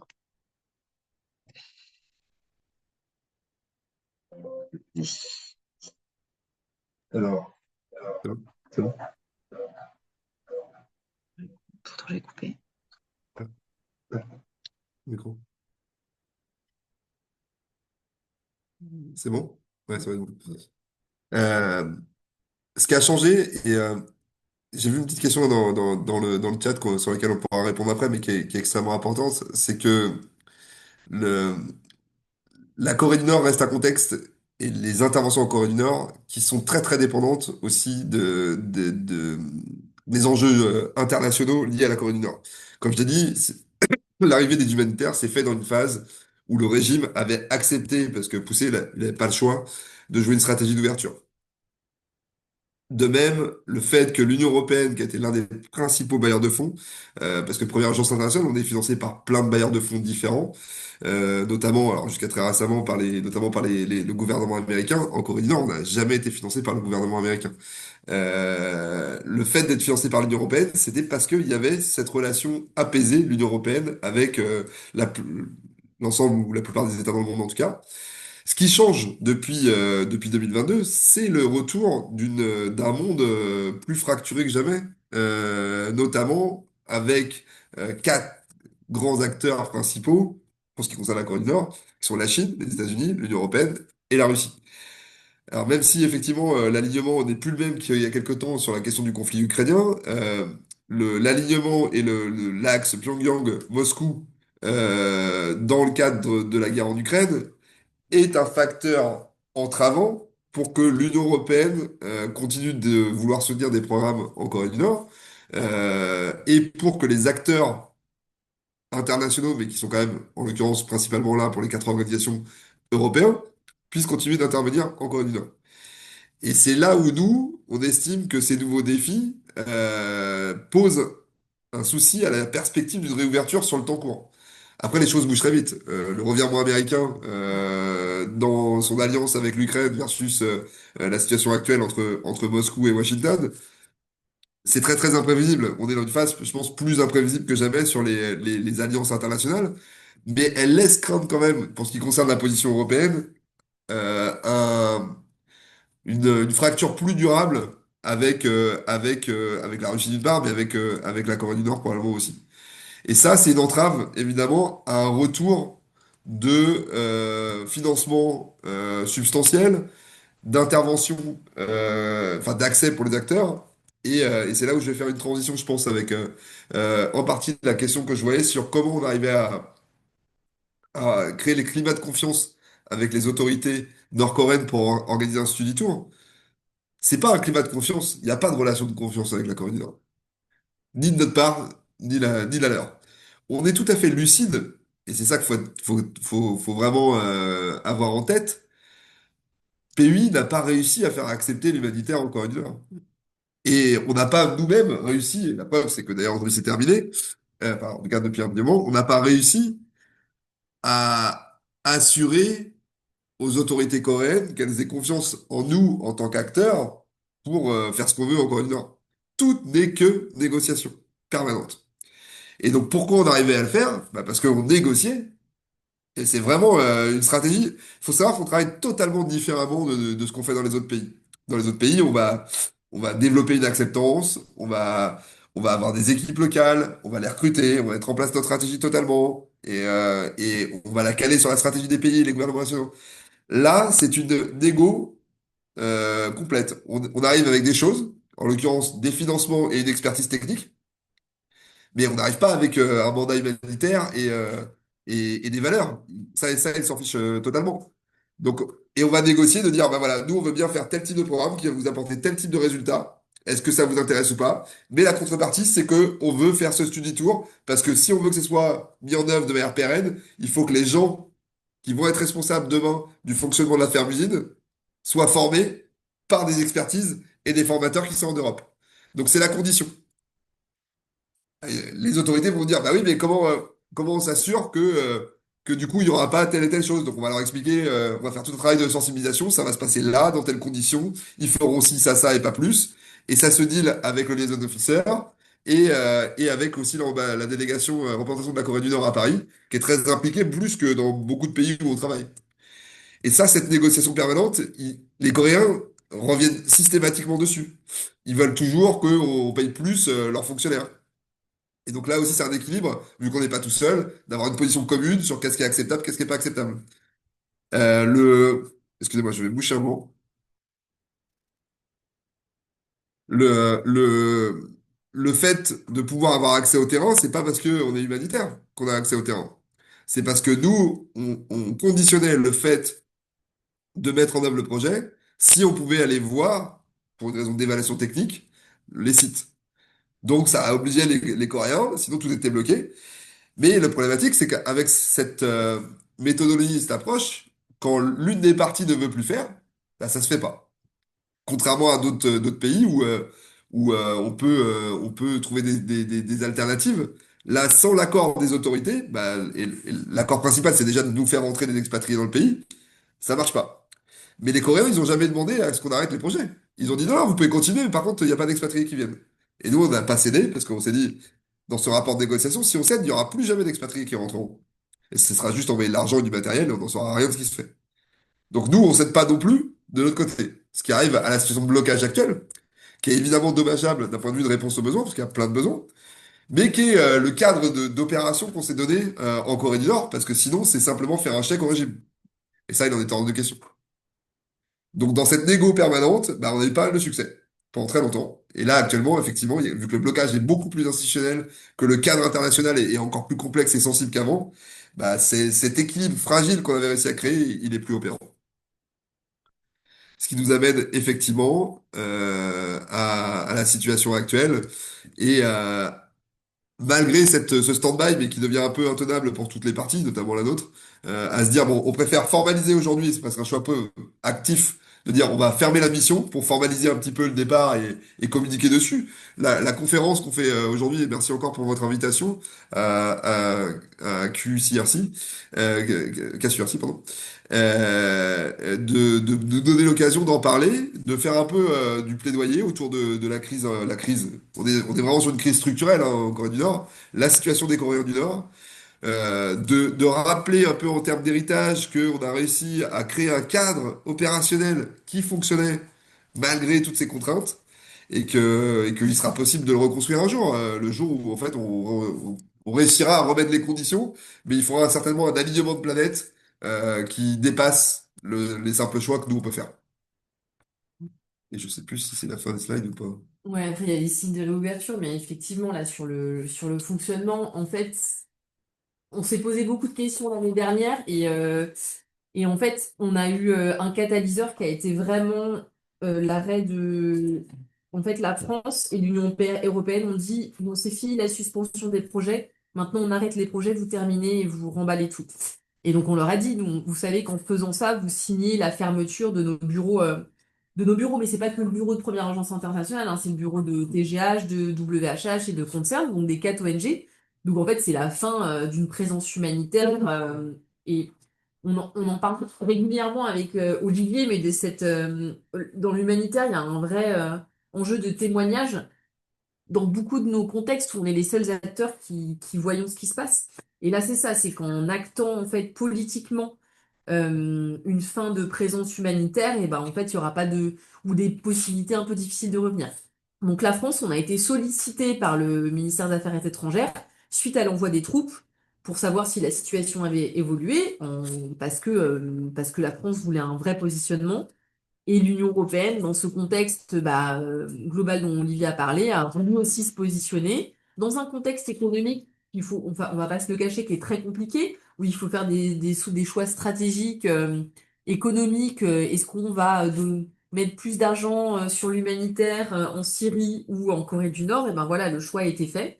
Et donc en fait, cet arrêt a été motivé. Mais quand on a annoncé l'arrêt des contrats, ça voulait dire la fermeture. Quand on a été voir la délégation à Paris, bon bah voilà, c'était ni chaud ni froid, pas d'émotion, et c'était bon, ok, on acte. On nous a quand même posé la question de, à votre avis, pourquoi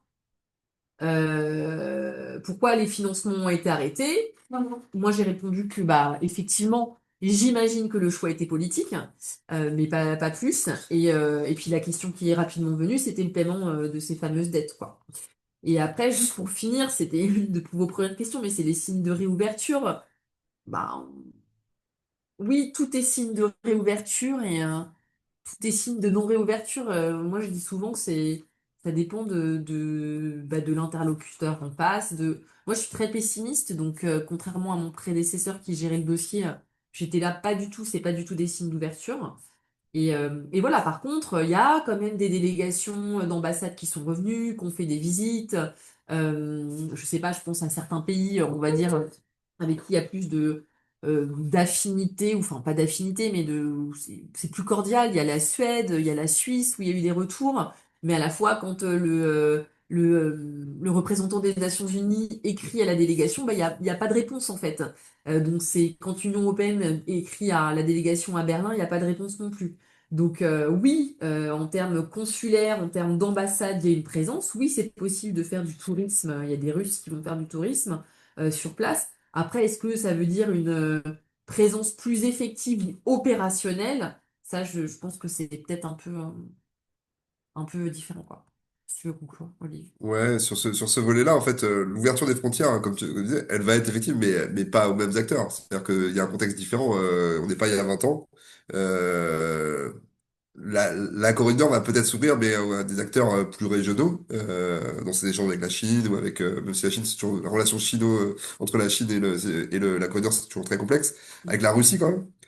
Mais ces acteurs-là, enfin ces États-là, ces acteurs-là n'ont pas d'ambition humanitaire dans leur relation avec les États où ils interviennent. Ce sera d'autres types de relations, économiques, commerciales, peut-être différentes, mais pas humanitaires. Et enfin, deuxième aspect, ce qui pourrait, et c'est ça qui rend la lecture difficile, l'envoi d'athlètes coréens pour une compétition de taekwondo au Kazakhstan, ça dit quelque chose du régime, mais ça nous dit absolument pas à quel moment lui, lui étant le régime, va être contraint de régler une situation. On a pensé que la question du Covid pouvait faire peut-être chuter le régime s'il y avait une épidémie très très forte de Covid. Parce que s'ils ont été les premiers fermés, ils ont été quand même les premiers, et 2 ans après tout le monde, à admettre qu'il y avait du Covid sur leur territoire, quand ça a un petit peu dépassé. Et puis finalement, ça n'a pas fait chuter du tout le régime non plus. Et on ne sait jamais, en fait, ça pourrait... l'intérieur de la situation, enfin la situation à l'intérieur du pays est quand même inconnue pour tout le monde. Et on peut pas exclure qu'à un moment donné, il y ait quelque chose qui soit tellement massif que d'un seul coup, ils soient obligés d'ouvrir très soudainement. Mais c'est un pari qui est très très hypothétique et qui nous permet pas, à un horizon raisonnable de planification opérationnelle, de compter dessus, nous, en tant qu'acteurs. Et à l'inverse, nous, on ne peut pas y aller, mais nos interlocuteurs à la délégation à Paris ne sont pas rentrés chez eux depuis 5 ans, même plus de 5 ans. Donc voilà, à l'inverse, on a des Nord-Coréens qui sont sur place et qui n'ont pas pu revoir leur famille ou avoir peu de contact avec eux, quoi. Voilà, merci. Il y a des questions dans le chat. Ouais, alors Bien. j'ai une question. Et après, il Oui, y avait une grande question, enfin, ouais. un enchaînement de questions sur la question de l'Érythrée. Oui, très fermé aussi, moins que la Corée du Nord. Mais Alors ouais, on est en Éthiopie, on compte faire une petite explo là. en Érythrée, je connais pas partir. Alors, je connais l'Érythrée, mais pour nous, en tant Mm. que pré-agence, on n'y travaille pas. Ouais. Euh, sur la question du contrôle de l'armée dans la société nord-coréenne, en fait, ça reste, je crois, en nombre d'hommes, la première armée du monde, je crois, en termes de nombre d'hommes mobilisables. Donc c'est absolument, si on rapporte ça à la population, c'est vraiment énorme.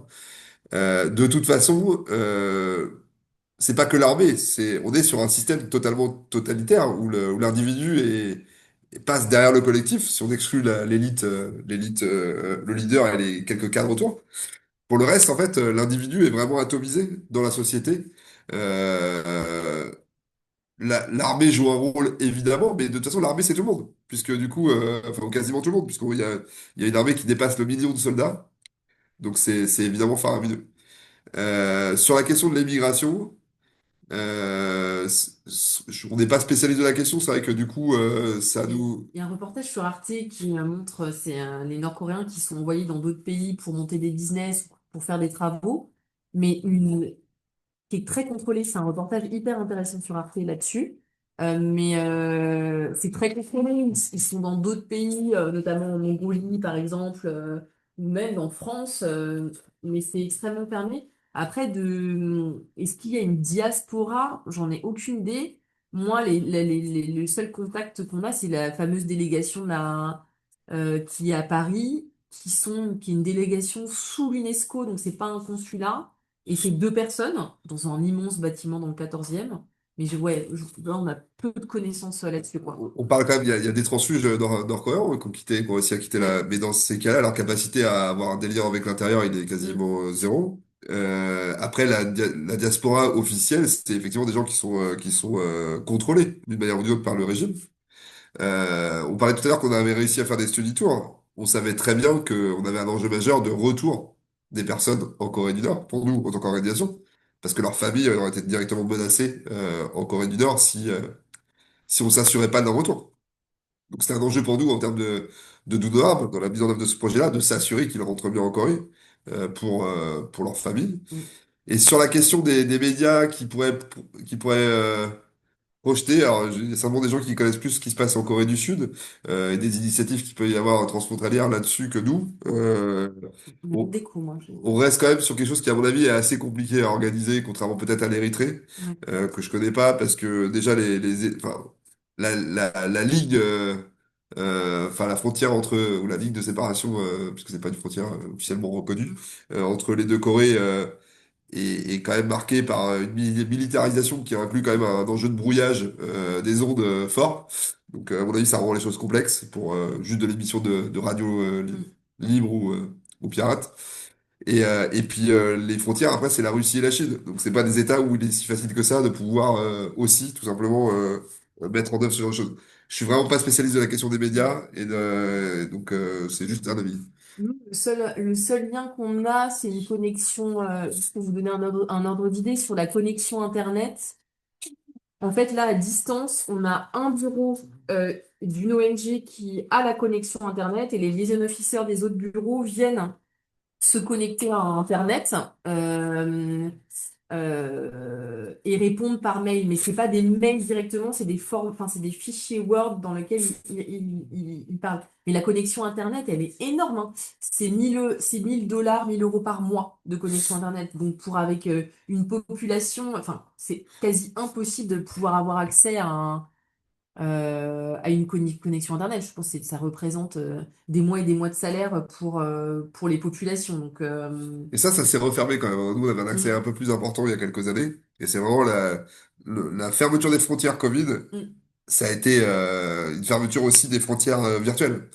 Les échanges, en fait, et tout simplement avec la réduction du nombre d'internationaux, hein, ça a vraiment réduit aussi, parce que les internationaux avaient un peu plus accès, donc ça produisait de l'accès, on va dire, par des vecteurs interposés aux Coréens, en tout cas une partie des Coréens de Pyongyang, au moins.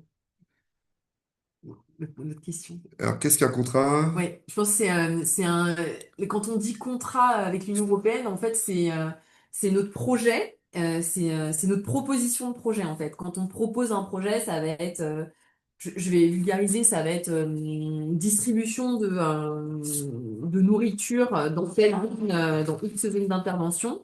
Et en fait, selon notre bailleur de fonds, on va remplir un format, je sais pas, de 10 pages qui va expliquer quelles activités on va faire. Donc, du coup, à partir de cette base-là, on va dire, OK, pour faire tel projet, il nous faut, je sais pas, 100 000 euros.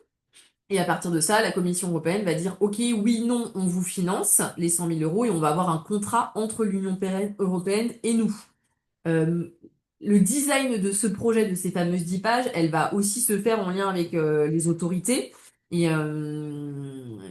et du coup, voilà, ça va être vraiment enfin, ça va être vraiment acté contractuellement, un lien contractuel, c'est-à-dire que ils nous donnent de l'argent, mais on a une obligation de résultat par rapport à ce qu'on a annoncé. Donc c'est vraiment ça. Et pourquoi l'Union européenne accepte de verser des fonds à la Corée du Nord? Je pense que Olivier y a un peu répondu en parlant de cette neutralité, enfin à l'époque a versé cette neutralité qu'ils ont essayé de garder au bout. Notre interlocuteur à la Commission européenne, il s'est battu hein, pour qu'il y ait ce renouvellement à chaque fois, mais avec le contexte ukrainien, ça a changé. Et c'est tout l'enjeu. L'Union européenne, elle est pas d'accord pour verser de l'argent à la Corée du Nord. L'Union Mm. européenne, elle est d'accord pour financer la réduction de la malnutrition en Corée du Nord. La question, c'est comment tu transformes un financement européen avec un impact sur la malnutrition infantile en Corée du Nord. Et c'est là où le rôle, le nôtre, c'est de transformer ces moyens financiers en réalité effective, alors via notre projet nutritionnel de transformation des moyens de production d'une alimentation diversifiée et nutritionnellement plus intéressante pour les enfants. Et ça, c'est le travail qu'on fait nous. Et ce qui veut dire que du coup, on peut pas le faire si on n'a pas accès à la Corée du Nord ou si on n'arrive plus à faire rentrer les moyens nécessaires pour le faire. Et c'est pour ça que du coup, la position du régime qui a été de dire, bah, donnez-nous l'argent, c'est pas grave, mais donnez-nous l'argent à la place, on va s'en occuper. L'Union européenne est pas d'accord parce qu'ils savent que du coup, ce que nous on faisait ne sera pas faisable par le régime aujourd'hui. Et nous, en tant qu'acteurs non plus, on n'est pas d'accord pour le faire comme ça, puisque sinon on perdrait la maîtrise de ce qu'on fait. Il y a Julie qui pose une question. Donc, est-ce que toutes les ONG UPS ont dû fermer leur mission en Corée du Nord? Donc, c'est en cours. On est tout en train de le fermer. Je pense que Triangle Génération Humanitaire, c'est une mission historique chez eux. Donc, peut-être qu'ils vont essayer de Ouais. voir dans quelle mesure, dans quelle mesure ils vont mettre du fonds propre, enfin, c'est-à-dire payer de leur propre poche, mais dans un contexte de gel. En fait, il y a un contexte vraiment, depuis l'arrivée de Trump au pouvoir, de tous les financements humanitaires en humanitaire, ça représente 40, quasi 50% des financements humanitaires globaux. Donc voilà. Ce qui fait mon lien avec la question de vous avez déjà, on n'a jamais été financé par les États-Unis, pourquoi? Il y a une question là comme ça? Ouais, c'est juste celle après. C'est politique, hein, c'est Alors, je pense qu'effectivement, déjà, il n'y avait pas de financement humanitaire américain. On a, à l'époque où pendant le premier mandat de l'administration Trump, il y avait eu ce fameux potentiel deal Mm. avec, entre les deux dirigeants. Et on s'est dit, s'ils arrivent à faire un deal, ça va peut-être créer les conditions d'ouverture. Puis finalement, tout ça a capoté, donc il n'y a pas eu de financement alloué par le USAID, donc l'agence en charge de l'aide humanitaire américaine. Et donc, il n'y avait pas de financement disponible de ce côté-là. Après, dans les financements, il faut toujours savoir que pour nous, en tant qu'acteurs, est-ce qu'il y a des financements disponibles? Est-ce que nous, on y a accès en tant qu'organisation? Et est-ce qu'on a envie de prendre ces financements dans tel contexte d'intervention? Et ce positionnement-là, il est jamais le même en fonction. C'est-à-dire qu'on prend des financements français dans tel endroit, puis on va peut-être pas en prendre dans l'autre, parce qu'on estime que dans cet endroit-là, les financements français sont trop sensibles. Bon, au Mali, il n'y en a plus du tout aujourd'hui, mais par exemple, à un moment donné, la relation entre le gouvernement français et le gouvernement malien faisait que prendre des financements français, c'était devenu quelque chose qui était exclu pour nous. Là, on va en prendre, je sais pas, au RDC ou ailleurs, parce qu'on estime il y a pas d'enjeu au travers de ces financements. Les financements américains en Corée du Nord, vu la relation entre les États-Unis et auquel on a accès, alors, il y en a pas. Mais nous, on y aurait, si on avait, on y aurait accès. Bah, on les aurait probablement pas pris parce qu'on estimerait que la relation et les tensions entre les États-Unis et la Corée du Nord rendent les choses trop dangereuses et compliquées pour nous. Par rapport au principe de neutralité et de latitude et d'indépendance dans la mise en œuvre de nos actions, quoi. du coup, c'est la question, ça fait le lien avec la question après sur ouais, il faut s'adapter aux priorités stratégiques des bailleurs pour obtenir des fonds. Avez-vous rencontré des difficultés de ce point de vue, comme des exigences complètement déconnectées du terrain? Franchement, sur la Corée du Nord, je ne crois pas qu'il y ait eu des exigences bailleurs. Les exigences venaient plutôt des autorités. On est plutôt, en tout cas, si on l'est de moins en moins, enfin, les bailleurs de fonds respectent plutôt nos principes humanitaires. La France et l'Union européenne quand même.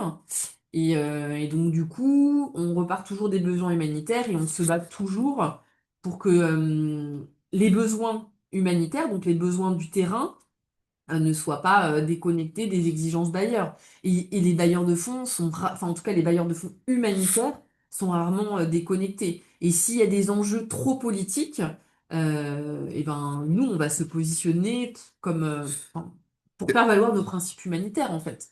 C'est toujours la rencontre, en fait, un projet entre une situation objective avec des indicateurs humanitaires qui font que, du coup, il y a une situation qui nécessite une intervention.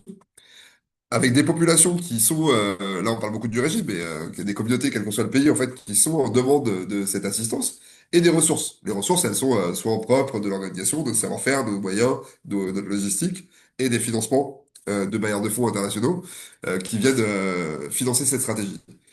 D'où là où l'indépendance, elle se joue, c'est sur ce cadre stratégique. C'est-à-dire qu'il y a aucun des...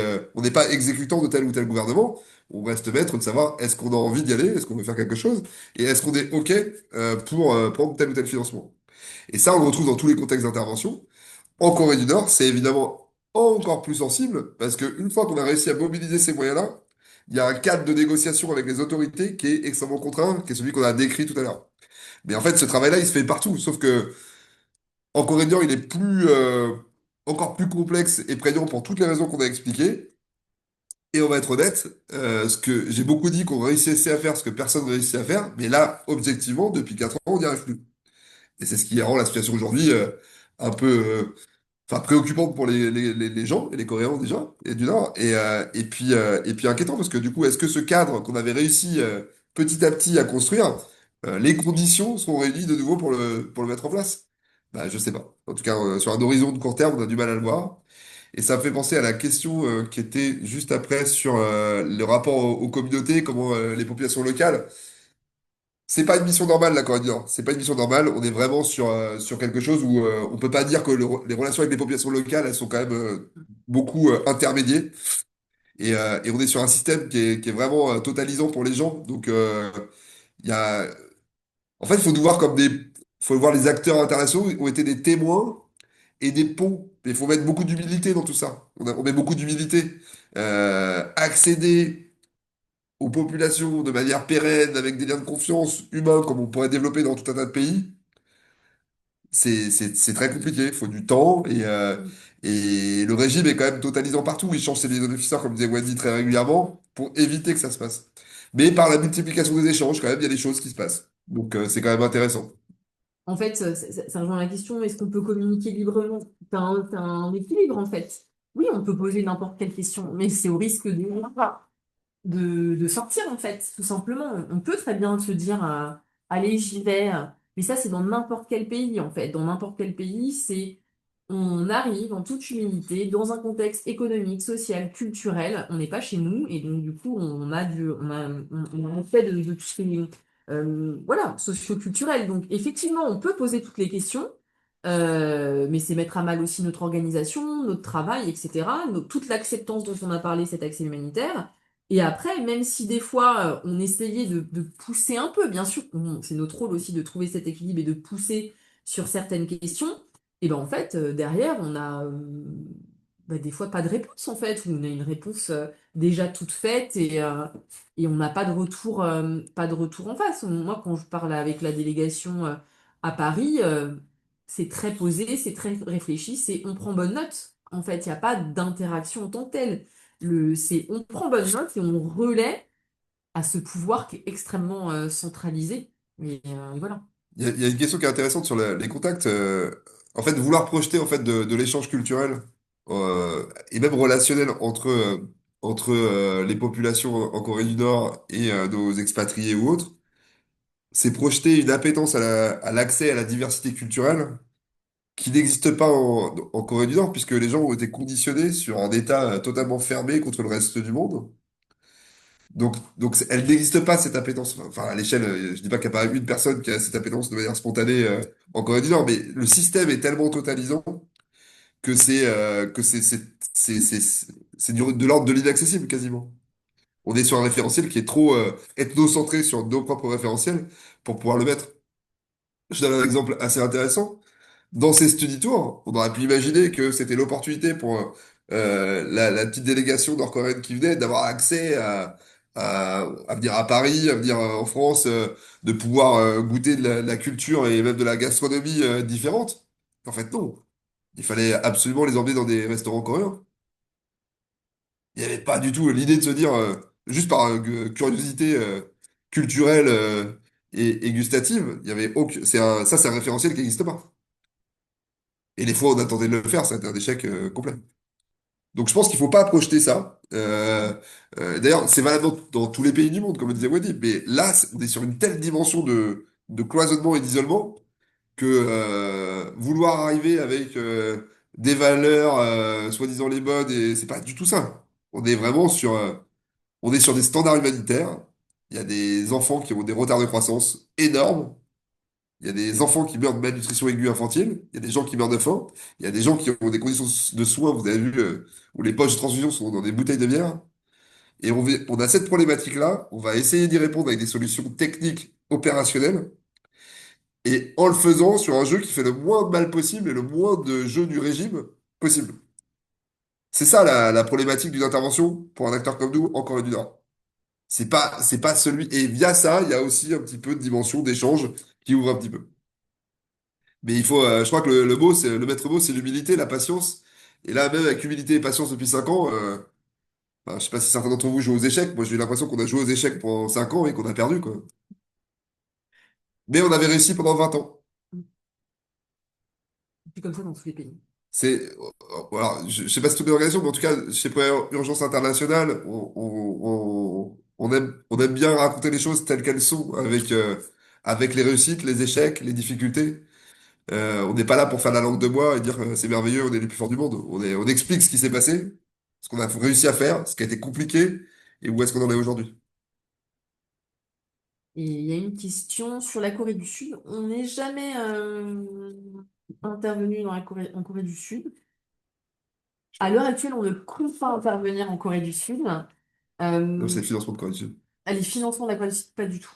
Euh, on a très peu de financement des bailleurs de fonds asiatiques. C'est une étude qu'on est en train de faire, qu'on avait fait avec certaines de nos collègues.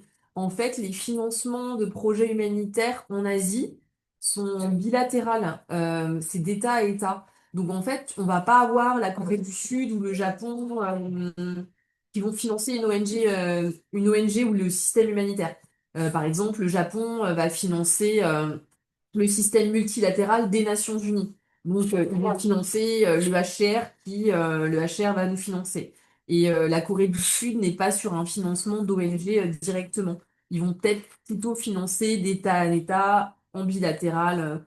Je sais pas, le pays, je sais pas, je dis n'importe quoi, hein, mais la Corée du Sud va financer l'Angola sur leur politique, enfin le ministère de la Santé par exemple. Mais les bailleurs de fonds, oui, asiatiques sont pas sur un financement, on va dire, ouais, en bilatéral du système humanitaire. Et en complément de ce que dit Wadi, du fait de cette méconnaissance, hein, encore une fois, je dirais, c'est est-ce qu'il y a de l'argent qui est mis? Est-ce que la Corée du Nord aujourd'hui finance de la réponse humanitaire en Corée?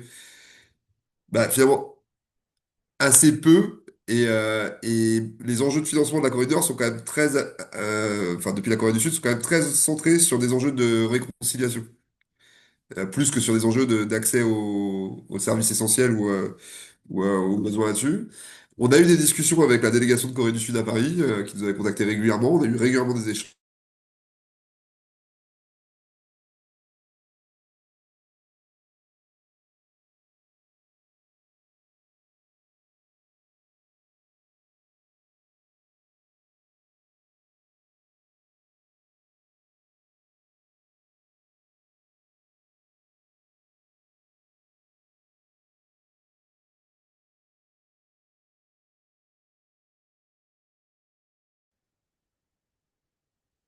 Si que le régime puisse renforcer sa position légitime capitaire en recevant de l'aide humanitaire sans pour autant céder le contact direct. Une thèse de devoir faire l'action militaire au risque d'un renforcement politique et d'un régime autoritaire qui n'a pas la main. Oh! Alors, c'était le temps de lire la question. C'est tout l'enjeu. C'est pour ça que. Mais je vais élargir la question. Sur la Syrie, c'était la même chose avec le régime de Bachar el-Assad. On a fait beaucoup d'interventions. Alors, on n'est pas du tout sur le même contexte en termes d'accès. On avait quand même plus d'accès en Syrie. Mais quand il y a eu ces discussions-là pendant la guerre civile, je fais volontairement un détour par la Syrie pour expliquer ce qu'on faisait en Corée du Nord. Faire un certain nombre d'interventions humanitaires peut faire le jeu du régime. Et donc les acteurs humanitaires sont un peu au carrefour d'un choix qui est extrêmement compliqué de se dire, est-ce que je fais rien, comme ça je fais pas le jeu du régime, mais je réponds pas aux problématiques humanitaires, ou est-ce que j'essaye de trouver un cadre d'intervention humanitaire qui me permette d'avoir un impact sur les populations sans faire le jeu du régime? Et ben la clé de lecture c'était la même, enfin la clé de trouver la voie de le faire a été la même en Syrie et en Corée du Nord, c'est l'expertise technique. Parce que finalement, le régime, il fait son jeu quand il récupère des denrées alimentaires, médicales, en biens humanitaires, et qu'il peut faire ce qu'il veut, en détourner une partie, distribuer à qui il veut, conditionner l'aide à des enjeux de pression politique ou sécuritaire. Mais si c'est nous qui faisons, et ben du coup, ce jeu-là, il est maîtrisé par nous, et quand on estime qu'on maîtrise plus, on arrête. En Corée du Nord, comme en Syrie, faire des distributions alimentaires directes, donc ce qui a un impact pour les populations directement. Quand il y a des gens, il y a un problème d'accès aux denrées alimentaires, faire des distributions, c'est un moyen de réponse efficace quand il manque de la nourriture. Mais on le sait, comme il n'y a pas vraiment d'enjeu technique, c'est distribuer la nourriture. C'est pas compliqué techniquement à faire. Et ben là, on sait qu'on perd la maîtrise et on n'arrivera pas à le faire dans les conditions et les standards qui vont nous permettre d'assurer nos principes d'intervention et nos valeurs et notre mandat humanitaire. Donc dans ces cas-là, on refuse de le faire et on préfère faire des activités nutritionnelles de moyen et long terme, comme je l'expliquais, qui là sont pas accessibles par les autorités. Ils peuvent pas le faire sans nous. Et on voit bien que c'est Première Urgence qui le fait, on sait pour qui on le fait. Alors c'est pour ça qu'aussi on disait, il faut quand même qu'on ait accès tout le temps au terrain. Si on n'a pas accès tout le temps au terrain, on va pas juste construire l'usine, on veut y aller toutes les semaines, tous les mois, pour vérifier que ce qu'on a mis en place, c'est toujours fait comme on le veut. Et quand c'est plus le cas, bah on arrête. Et encore une fois, là on parle de la suspension depuis 2020, mais il y a eu je ne sais combien de fois où on a suspendu en disant, ça fait 3 fois que vous nous dites non pour nos visites de terrain, on arrête. Et là, il y avait 3, 4 semaines de négociations. Ils disaient non, non, mais c'est pas pour ça. Puis on finissait par regagner l'accès, on recommençait. Et c'est là où, du coup, c'est pas une absence de contact. Euh, Physiquement, il y avait du contact avec les populations locales. C'est qu'on projette le fait que parce qu'on voit vraiment les gens, on a vraiment accès à eux. On est dans un système totalitaire. Et moi, Olivier, j'ai l'humilité de dire que même si je rencontre un Coréen du Nord et que je l'ai vu, j'ai pas accès totalement à sa sphère de réflexion, de, de vision du monde, de penser le monde. Et c'est là où il faut avoir de l'humilité. C'est pas parce que même si il y a des expats, des expatriés qui se tentaient. Et alors, enfin, il y a une BD qui est assez intéressante de Guy Delisle qui s'appelle Pyongyang et qui parle d'un expatrié en fait qui décide son expérience à Pyongyang et il a un liaison officier avec lui et il lui fait lire 1984. Et le lendemain, il y a son liaison officier qui fait oh ouais c'est bien mais ça m'intéresse pas trop. Ces tentatives-là, elles peuvent être faites, mais on ne peut pas, à l'échelle d'une expérience individuelle de quelques mois ou quelques années, remettre en cause un système totalitaire de 70 ans. La pression, elle est trop, sociétalement, ontologiquement, elle est trop forte. Donc c'est du conditionnement et du coup, ça doit nous amener à avoir une forme d'humilité. Donc ce qu'on a fait, nous, c'est qu'on a permis à un certain nombre d'enfants d'éviter d'avoir des retards de croissance. C'est, c'est, C'est pas grand-chose, mais c'est déjà beaucoup dans les conditions. Et cette humilité-là, en fait, après la question, c'est des questions de est-ce que l'énergie dépensée, les moyens dépensés valent le coup là-dessus? Bah, franchement, quand vous visitez les centres de santé avec ces enfants en train de souffrir ou de mourir de la malnutrition, ça, c'est l'engagement humanitaire de nos équipes au quotidien. Bah, on essaye de se battre, ouais. Même s'il faut négocier 6 mois avec New York pour avoir l'autorisation de faire rentrer euh, la machine qui va permettre de faire du fromage dans la ferme. Parce qu'on sait que bah, tous ces produits transformés, ils auront un impact sur la santé et la croissance des enfants. Mais ça se fait pas à n'importe quel prix, parce que si c'est pour finalement donner la machine et qu'elle est vendue par un classique du régime qui va en acheter une grosse voiture, ça n'a pas de sens. Et c'est sur ces lignes de tension, en fait, qu'on est en permanence sur la Corée du Nord. Et là, actuellement, on estime que le cadre, il n'est pas réuni, quoi. Il y a une question sur la présence de 2 ONG françaises sur 4 ONG. Il y avait Handicap International qui était là aussi, donc ça faisait même 3 ONG, mais qui a fermé il n'y a pas si longtemps. Oui, alors oui, l'État français a beaucoup contribué. Enfin, pas en termes si on parle en termes de montants, ça reste des petits montants, mais on avait 2 mécanismes de financement quand même, ce qui est pas mal. Donc oui, ils ont contribué. Oui, il y avait un intérêt. Et après, Euh, voilà, je pense que la question, c'est le fait qu'il y ait 2 ONG françaises ouais. sur 4. Alors, il y avait plus d'organisations avant. Alors, je pense qu'il y a une dimension aussi. Alors déjà, des acteurs humanitaires ONG, les Français, c'est une nation très dynamique de ce point de Oui. vue-là. Il y a beaucoup d'ONG humanitaires françaises. Le sans-frontiérisme est né en France, MSF, même s'il y a plusieurs sections, que c'est évidemment une ONG internationale aujourd'hui. Et là, on parle d'une forme de sans-frontiérisme absolu, faux, sur lequel MSF a un peu renoncé d'ailleurs. C'est ça qui est rigolo. Il veut y Euh, retourner. il veut Il y retourner, espère y venir.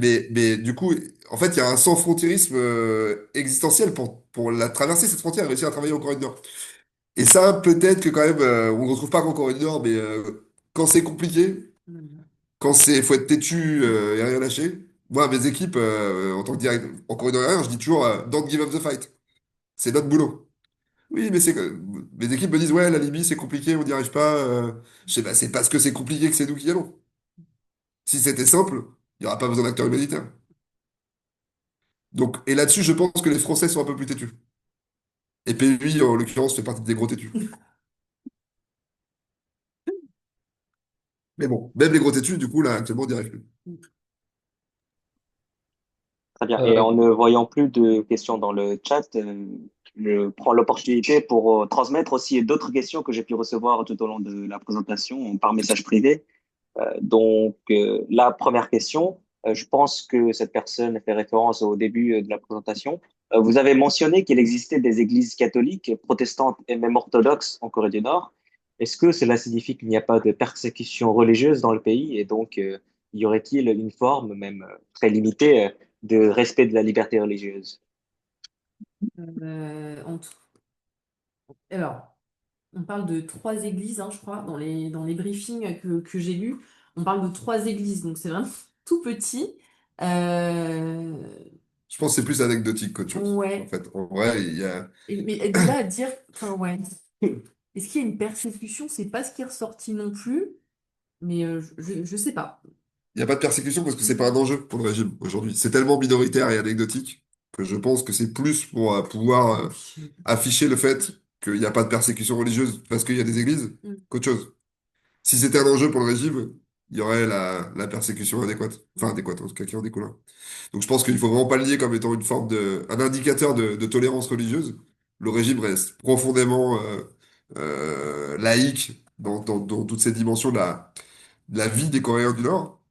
Mais effectivement, dans les petits marqueurs d'ouverture nécessaires à mettre, parce que à Pyongyang, il y avait la communauté internationale et tout ça, le fait qu'il y ait deux églises ou trois églises était un marqueur de tolérance dans toujours ces conditions.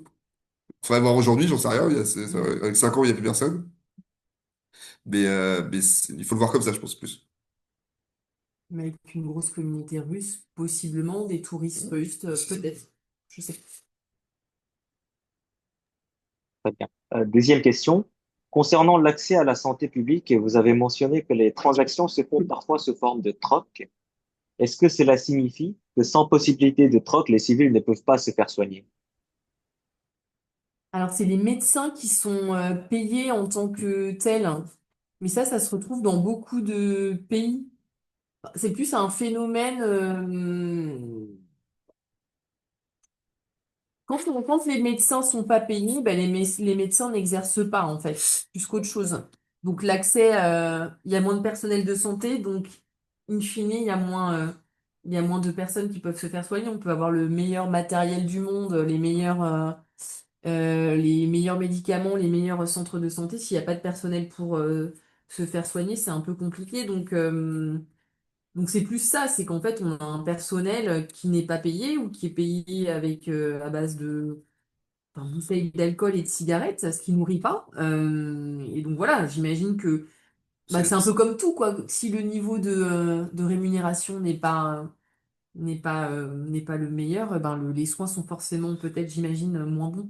et c'est l'adaptation. En fait, c'est l'adaptation d'un régime. On est sur le principe d'un système socialiste où l'accès aux services de base, il est garanti dans les principes. Les gens, ils ont accès à l'éducation, à la santé, même à une alimentation qui est organisée. Mais c'est comment, quand ça marche plus, il y a des mécanismes palliatifs qui se mettent en place pour essayer de faire semblant de maintenir le système. Donc théoriquement, tout le monde a accès à la santé, aux structures. Mais après, est-ce qu'il y a des médicaments? Non. Ou est-ce qu'ils sont de bonne qualité? Non. Est-ce que les médecins, bah non, on est obligé de les payer avec des cigarettes parce on n'a pas de quoi les payer. Ce qui leur permet du coup, ce qui est un vrai avantage, hein, parce que les cigarettes, ça se revend, donc ça leur permet de faire un petit. C'est ça les petites ouvertures d'économie informelle qui se sont faites pour maintenir en fait, au moment où le système pensait à l'époque en opposition à celui de la Corée du Sud comme étant plus performant, il s'est mis à craquer de toutes parts. Et il a fallu lâcher quand même la bride sur certains éléments pour que les gens puissent, pour que ça puisse tenir. Et ça en fait partie. Oui, il y en a beaucoup, hein. Ensuite, est-ce que seuls les expatriés ont certaines libertés, comme par exemple le visionnage de films, ou est-ce que la population nord-coréenne y a également accès? Et quels types de films sont généralement diffusés en Corée du Nord? Alors oui, c'était dit dans la petite vidéo, je sais pas si ça s'entendait bien, mais la communauté internationale, il parlait de ghetto, je crois. On est vraiment sur un truc qui est totalement un petit monde au milieu de Pyongyang. S'il y a la liberté de mouvement, c'est quand même très cloisonné pour les Coréens. Et les contacts qui se font avec des équipes qui sont échangées régulièrement, c'est ce qu'on expliquait, ce système de liaison officer. Donc ça donnait paradoxalement, encore une fois, beaucoup de paradoxes en Corée du Nord, un sentiment d'une espèce de camp, parce que qu'on retrouve dans aucun autre pays au monde, avec des diplomates, des agences, enfin des personnes des Nations Unies et des ONG qui vivaient cette petite comme ce petit monde de 200 personnes, très les plus proches de la société nord-coréenne qui peuvent exister. Ils étaient dans le pays, avec pour les ONG encore un peu plus d'accès que les autres au reste de la Corée du Nord, mais quand même encore très très coupé de la Corée du Nord. Donc les histoires de films ou autres, c'était que pour enfin que pour les expatriés. Et là aussi, c'est des négociations, hein. C'est des négociations de dire est-ce qu'on peut utiliser, on voudrait un VSAT, faire entrer une télé, ou j'en sais rien. Tout ça est toujours négocié, hein. Oui, on touche presque à la fin avec le temps. On va se terminer par la question qui est dans le chat là. Ouais, c'est pour toi, hein. C'est les sanctions. Ah, Donc, les donc sanctions. euh, la J'arrive sur les sanctions. question dans le chat, c'est pourquoi l'aide humanitaire, qui répond à des besoins fondamentaux, doit-elle aussi faire l'objet de négociations avec l'ONU? Ce n'est pas considéré comme un droit inconditionnel, surtout que l'ONU, les Nations Unies, est censée véhiculer un message avant le contexte de la guerre en Ukraine, etc. Alors les sanctions, elles émergent pas de l'ONU. Les sanctions, elles émergent des États, l'Union européenne, les États-Unis et autres, qui mettent des sanctions. Mais justement, l'aide humanitaire fait l'objet d'une résolution des Nations Unies permettant une exemption pour les biens humanitaires. Et c'est pour ça que nous, en tant qu'acteurs, faut qu'on aille négocier avec le comité des sanctions à New York pour obtenir la validation que ce que nous, on veut faire rentre bien dans le cadre de cette exemption pilotée par les Nations Unies. Donc c'est bien l'ONU qui a obtenu cette résolution-là. Ce qui est, alors, c'est quelque chose qu'on retrouve partout. Nous, on est comme ça, mais c'est quand même, les blocages du système par rapport à tout ce qui est régime de sanctions, c'est hallucinant, puisque du coup, on aimerait bien avoir, nous, en tant qu'acteurs, une exemption totale sur ce qu'on fait partout, parce qu'on intervient toujours dans des pays qui sont, enfin, souvent dans des pays qui sont sous sanctions. Mais malheureusement, ça marche pas comme ça. Pour des transferts bancaires, c'est pareil. Souvent, on nous dit, on a des blocages de fonds. Alors, parle, je sais pas, une banque qui va nous bloquer les transferts de fonds en Syrie, alors même, du fait de sanctions américaines, alors même qu'on est financé par les Américains pour ce projet. Donc, parfois dans des situations un peu ubuesques. Euh, cette résolution, pour revenir sur la Corée du Nord, elle fait l'objet d'un comité de suivi d'application de ces sanctions. Et donc, les gens viennent vérifier qu'il n'y a pas de détournement et autres. Mais ils sont eux-mêmes assez aveugles sur ce qui se passe, notamment et encore plus depuis 2020, parce qu'eux, ils avaient plus du tout, à un moment donné, ils avaient plus du tout de contact, plus de liaison officer. Et donc on a reçu chez PUI un matin à Paris une délégation absolument incroyable, avec, alors qu'on était en pleine guerre en Ukraine, avec un représentant américain, un représentant russe, un représentant sud-coréen et un représentant français des Nations Unies, qui sont venus chez nous pour évaluer le respect des sanctions, notamment sur l'importation de biens. Et j'ai découvert des gens qui font des métiers passionnants. Il y a quelqu'un qui est chargé de suivre au niveau de la douane de Chine, entre la Chine et la Corée du Nord le respect des limitations d'importation en Corée du Nord. Et il nous expliquait qu'en gros, il comparait des photos satellites où il voyait un certain nombre de containers à la frontière et la disparition des containers. Et il évaluait parce que bon, là, on est dans les questions vraiment techniques, mais son boulot, c'était de compter des containers à partir de photos satellites pour s'assurer et faire des rapports. Bon, bah là, quand même, c'est pas possible que la consommation à la frontière chinoise, elle a été, enfin, de tel volume de biens ait été fait uniquement par la ville. Donc ça veut dire qu'ils sont passés à envoyer en Corée du Nord et que du coup, par rapport au volume, on peut estimer que. Et il comparait aussi les déclarations évidemment avec les registres de douane chinoises à ce niveau-là. Donc pour vérifier que c'était bien, ils comptaient les containers. Enfin, pour vous dire des métiers absolument hallucinants. Mais on en est rendu là, même pour les Nations Unies sur la Corée du Nord, pour savoir ce qui s'y passe. Le monde est complexe. Eh ben, écoutez, je pense qu'on peut finir sur ça, du coup. 20 heures pile. Parfait. Je sais pas si c'est une conclusion qui est heureuse, mais en tout cas, elle renvoie pas mal à la situation de la Corée du Nord. J'espère surtout qu'en tout cas, ça répondait à vos attentes et que on vous a pas trop embêté avec nos récits. Bah écoutez, je pense que je peux parler au nom de tout le monde. Vraiment, merci beaucoup pour cette conférence. C'était extrêmement intéressant, justement pour ce point de vue très inhabituel qu'on a, parce que vous le dites vous-même que finalement vous n'avez l'occasion de parler que depuis que vous partez de la Corée du Nord, ce genre de choses. Vraiment de mettre en avant des aspects que le grand public ne connaît pas, particulièrement en Europe. Donc vraiment, merci beaucoup.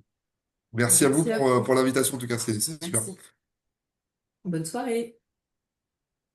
Et juste, dernier petit mot, n'oubliez pas pour les personnes qui sont dans la conférence que nous organisons une autre conférence en ligne la semaine prochaine à propos de l'évolution des stratégies géopolitiques de la Corée du Nord depuis le Covid. Merci beaucoup. Merci, au revoir. Merci, bonne soirée. Merci. Beaucoup.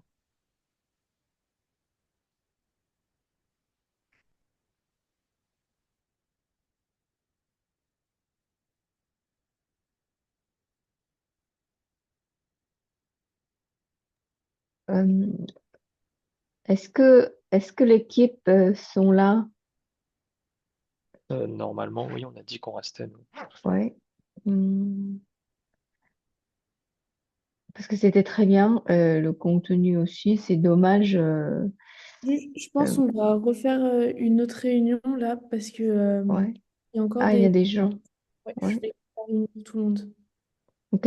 Est-ce qu'on peut prévoir une réunion, euh, l'équipe responsable, donc Hyunju, Léane, Enfin, un message dans le groupe. Dash, ouais, et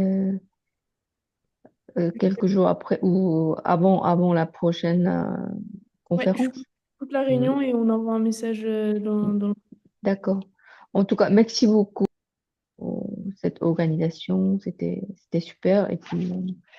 j'espère qu'on aura un petit peu de plus de possibilités pour l'aide humanitaire de la part de la Corée ou en Europe, de la part de la France. Ok, je coupe la réunion. Très bien. Merci. Merci à